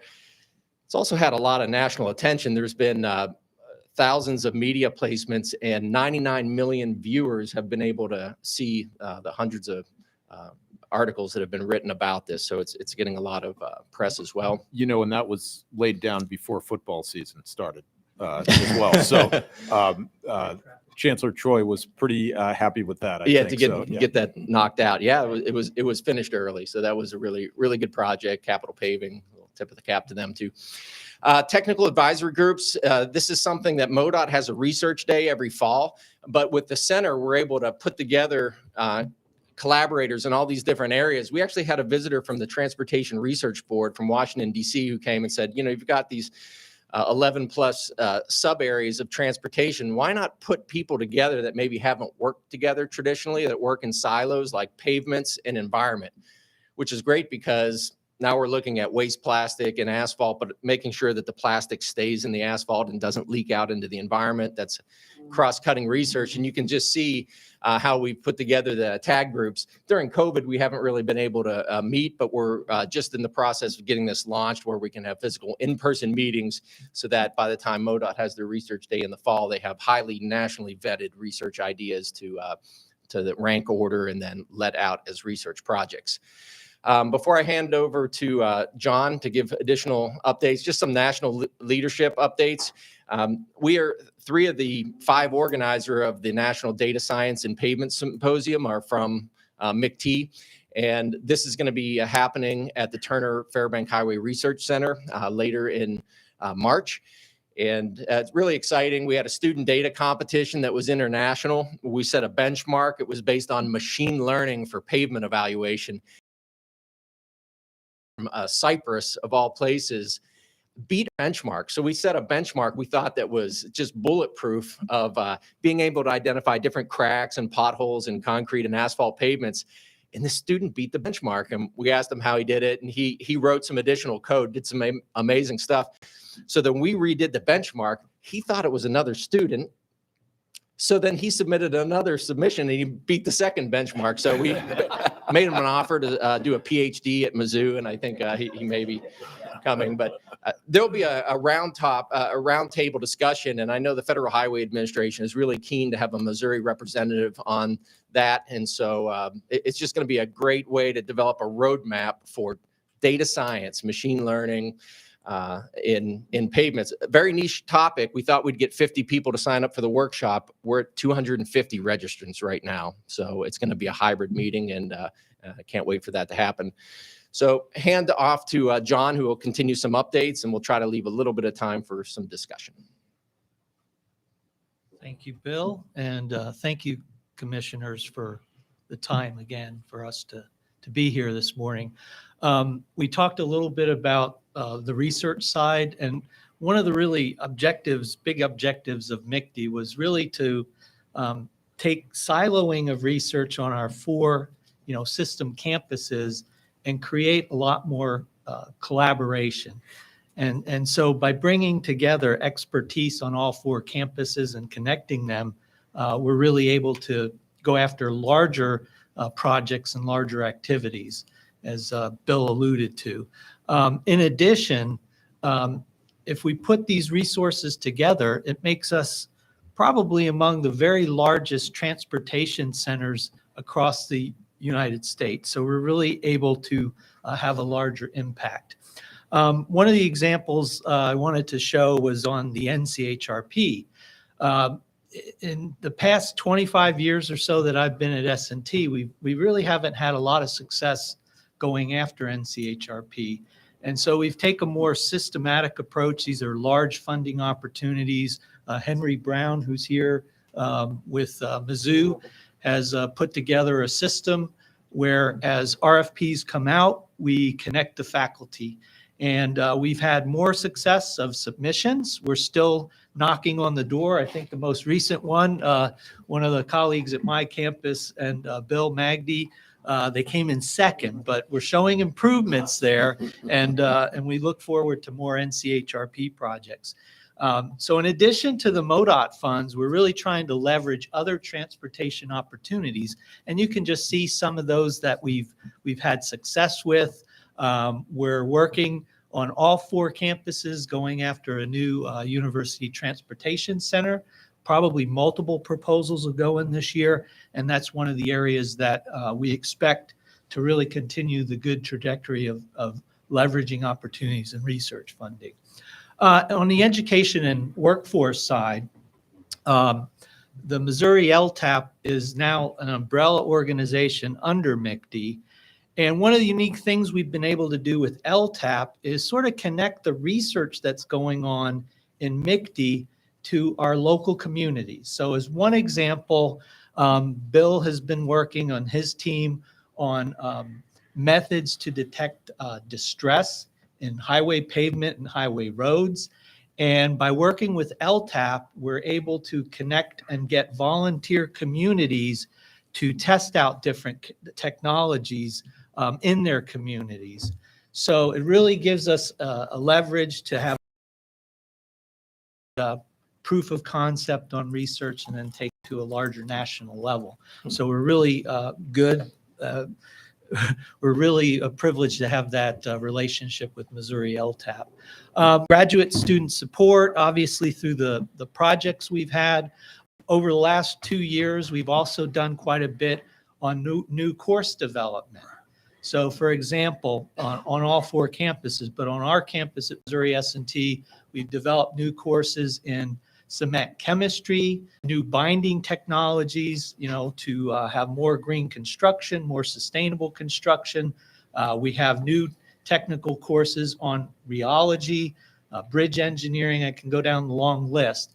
But what we're doing is we're making our students, we're giving them a technical advantage when they enter the workforce. So whether they go work for MoDOT, a local municipality, or the consulting industry, a lot of the courses we have developed working through our campuses as well as MHTC gives them a competitive edge.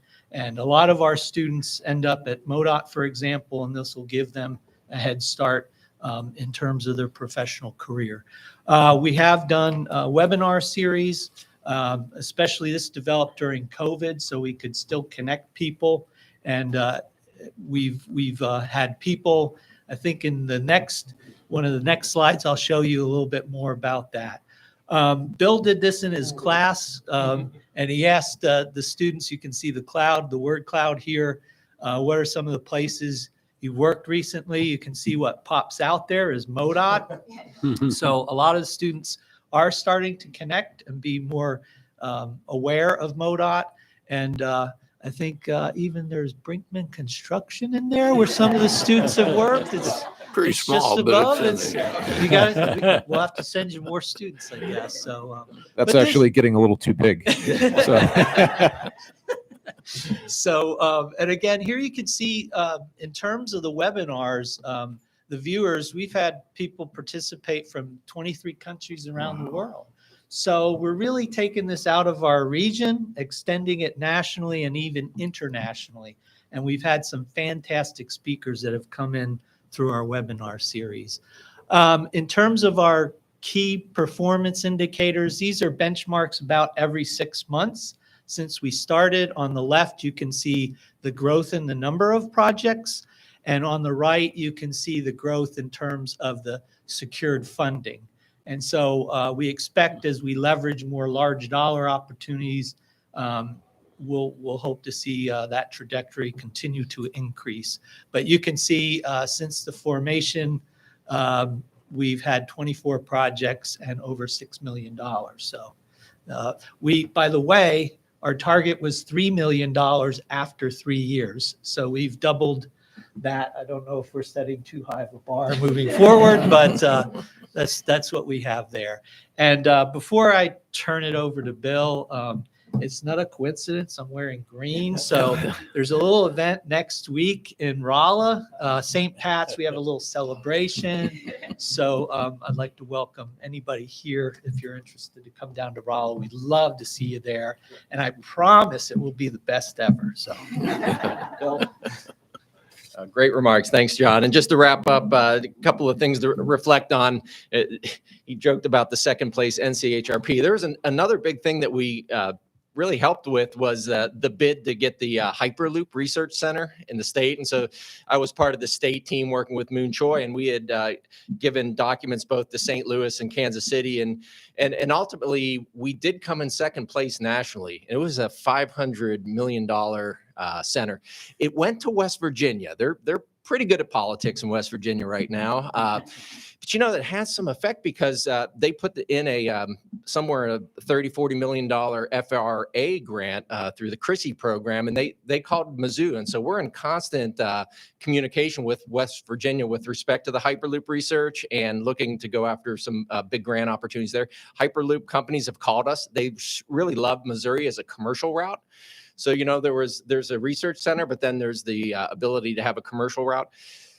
the latest talk, hot off the press, is that they're really going to go after freight first before they go after through for passengers. And so there's a great freight logistics opportunity there for high-speed freight transport, and something that we'll be working with George and his team and others looking at.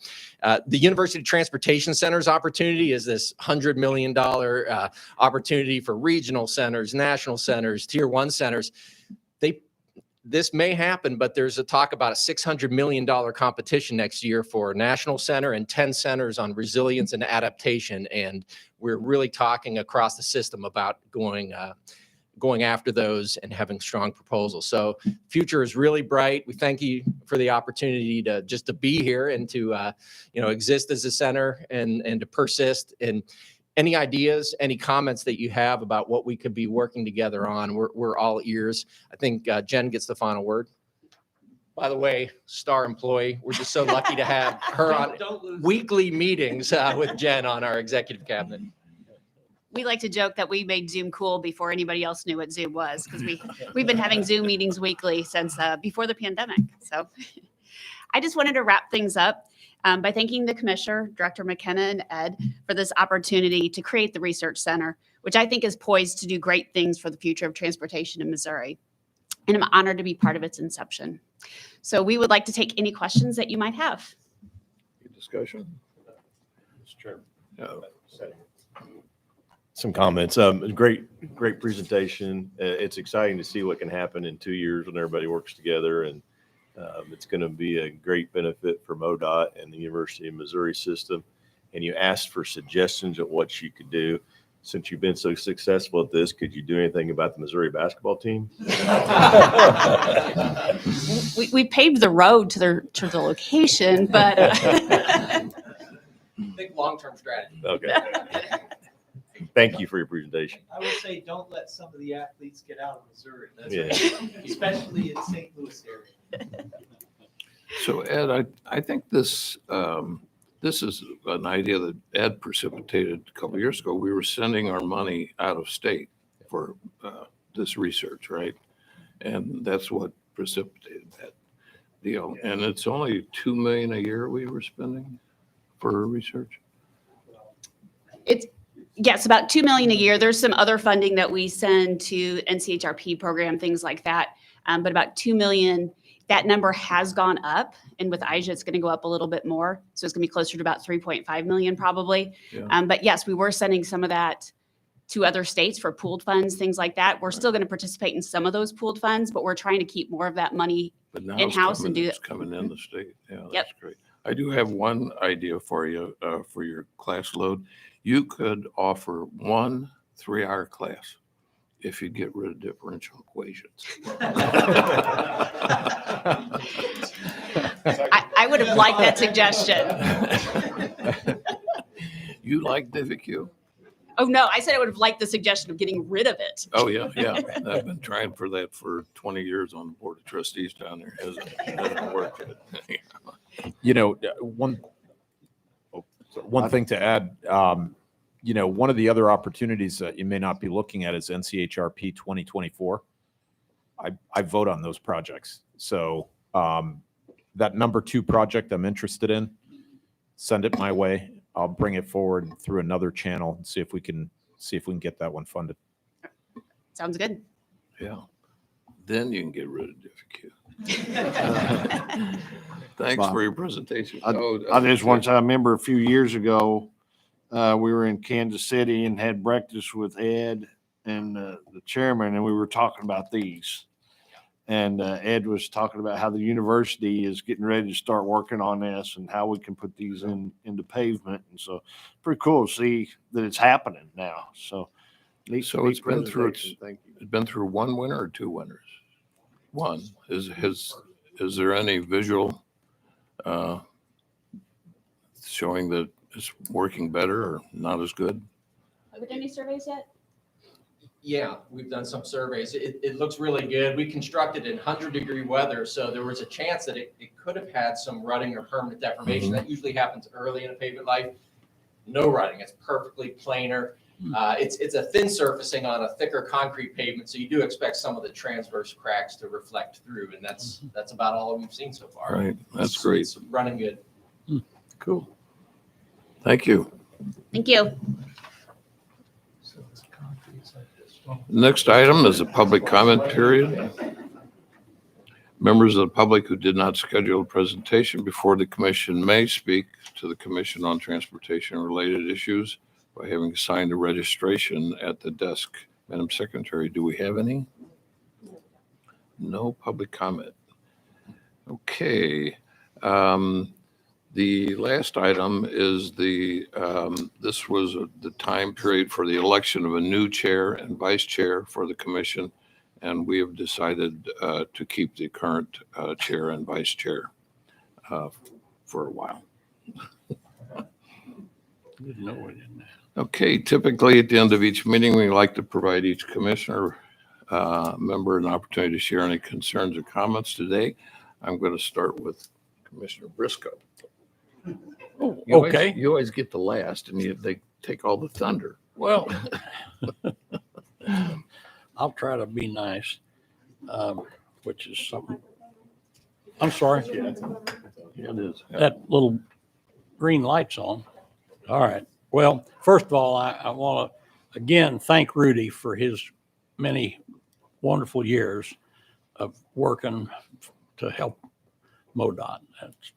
I think everybody really appreciates that.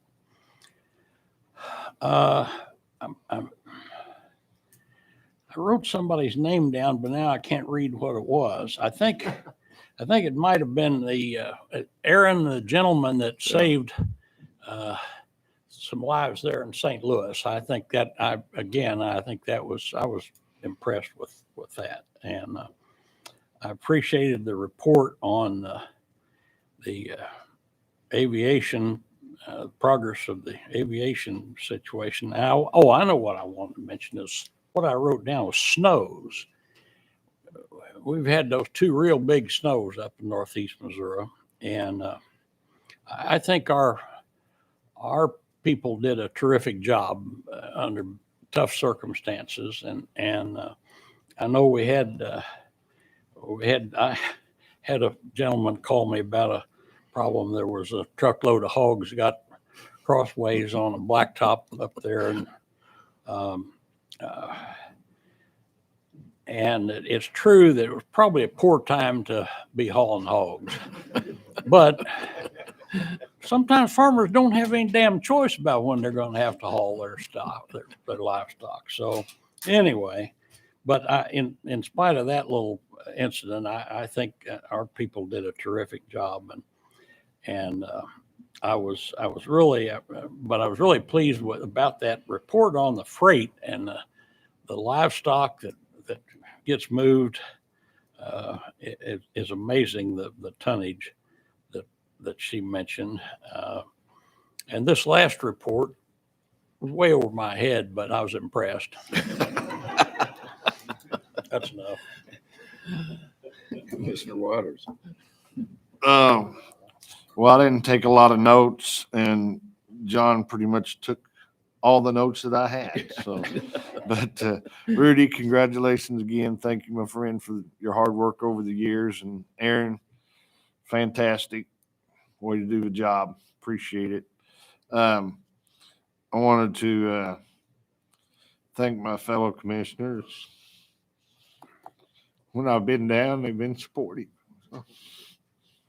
I'll quit. Commissioner Smith, you're never at a loss for words. Step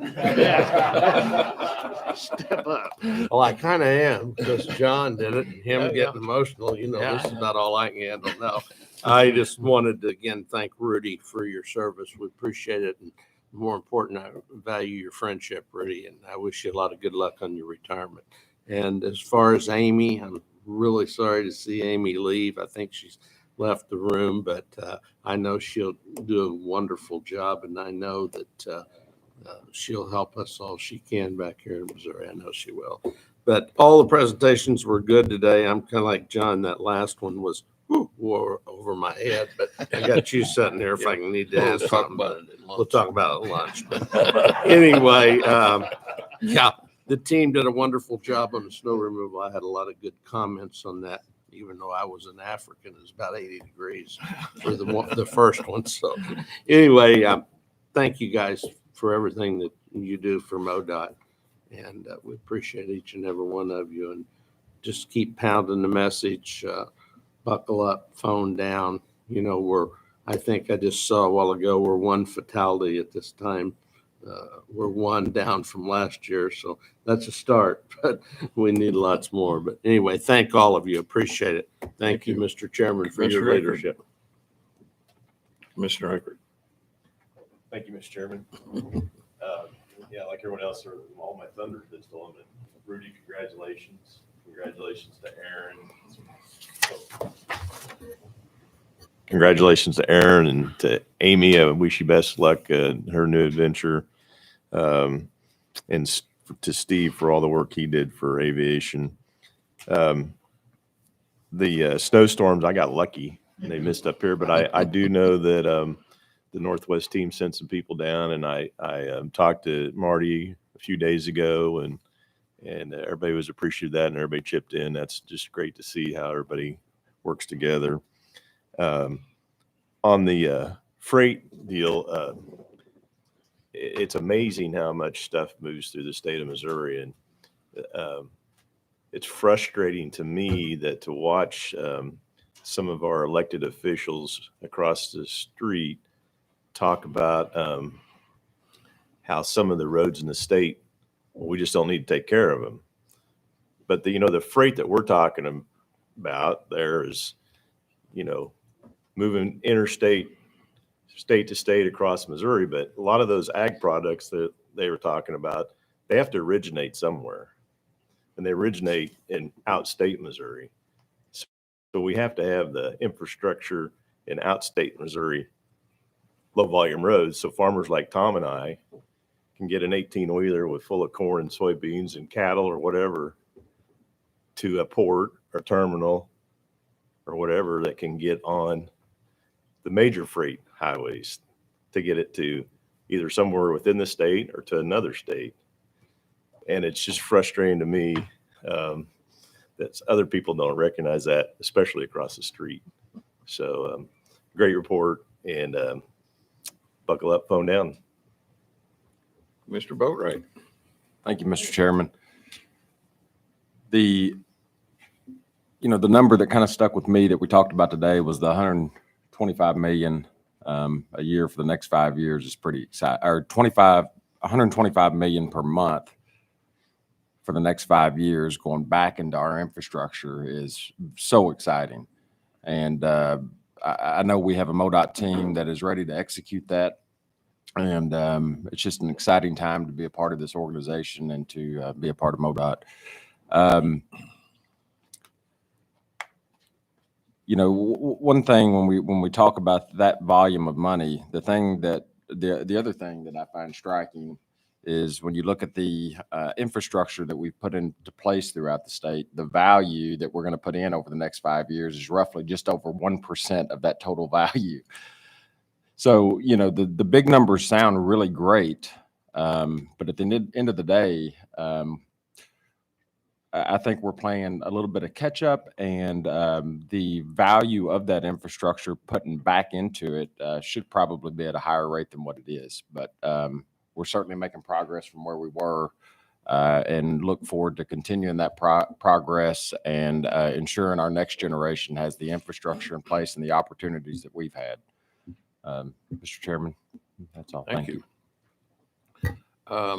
Well, I'd like to thank all 4 universities for showing up today. That's no small task, and you taking your time out to come up here and tell us what you're doing, and you should be proud of your work. Most of us have been here for a long time, except for Commissioner Boatwright, and it's fun. This is one of the better meetings, mainly because I understood a lot of it, and it's hard for the rest of you to get excited about cracks in asphalt and understand me. But I thought that was a very nice presentation myself. But it's fun that we're making progress here. 4 years ago I got here, you guys have been, you've been here a long time, but to not have been able to move the department forward as far as salaries, we've gotten some salary help from the governor, and to have our tax in place, it's been fun, well, kind of fun. Trying to get that done. Now we're going to have some more fun trying to keep it. But it's a good time to be on the commission, and we've got a lot in front of us. Thank you. Before we adjourn, I want to note that our next meeting is April 6th, and we will be back in Jeff City. Do I have a motion and a second to adjourn? So moved. Second. We have a motion and a second. All in favor, say aye. Aye. Opposed, same sign. We are adjourned. Thank you, sir. I've got first dibs down there.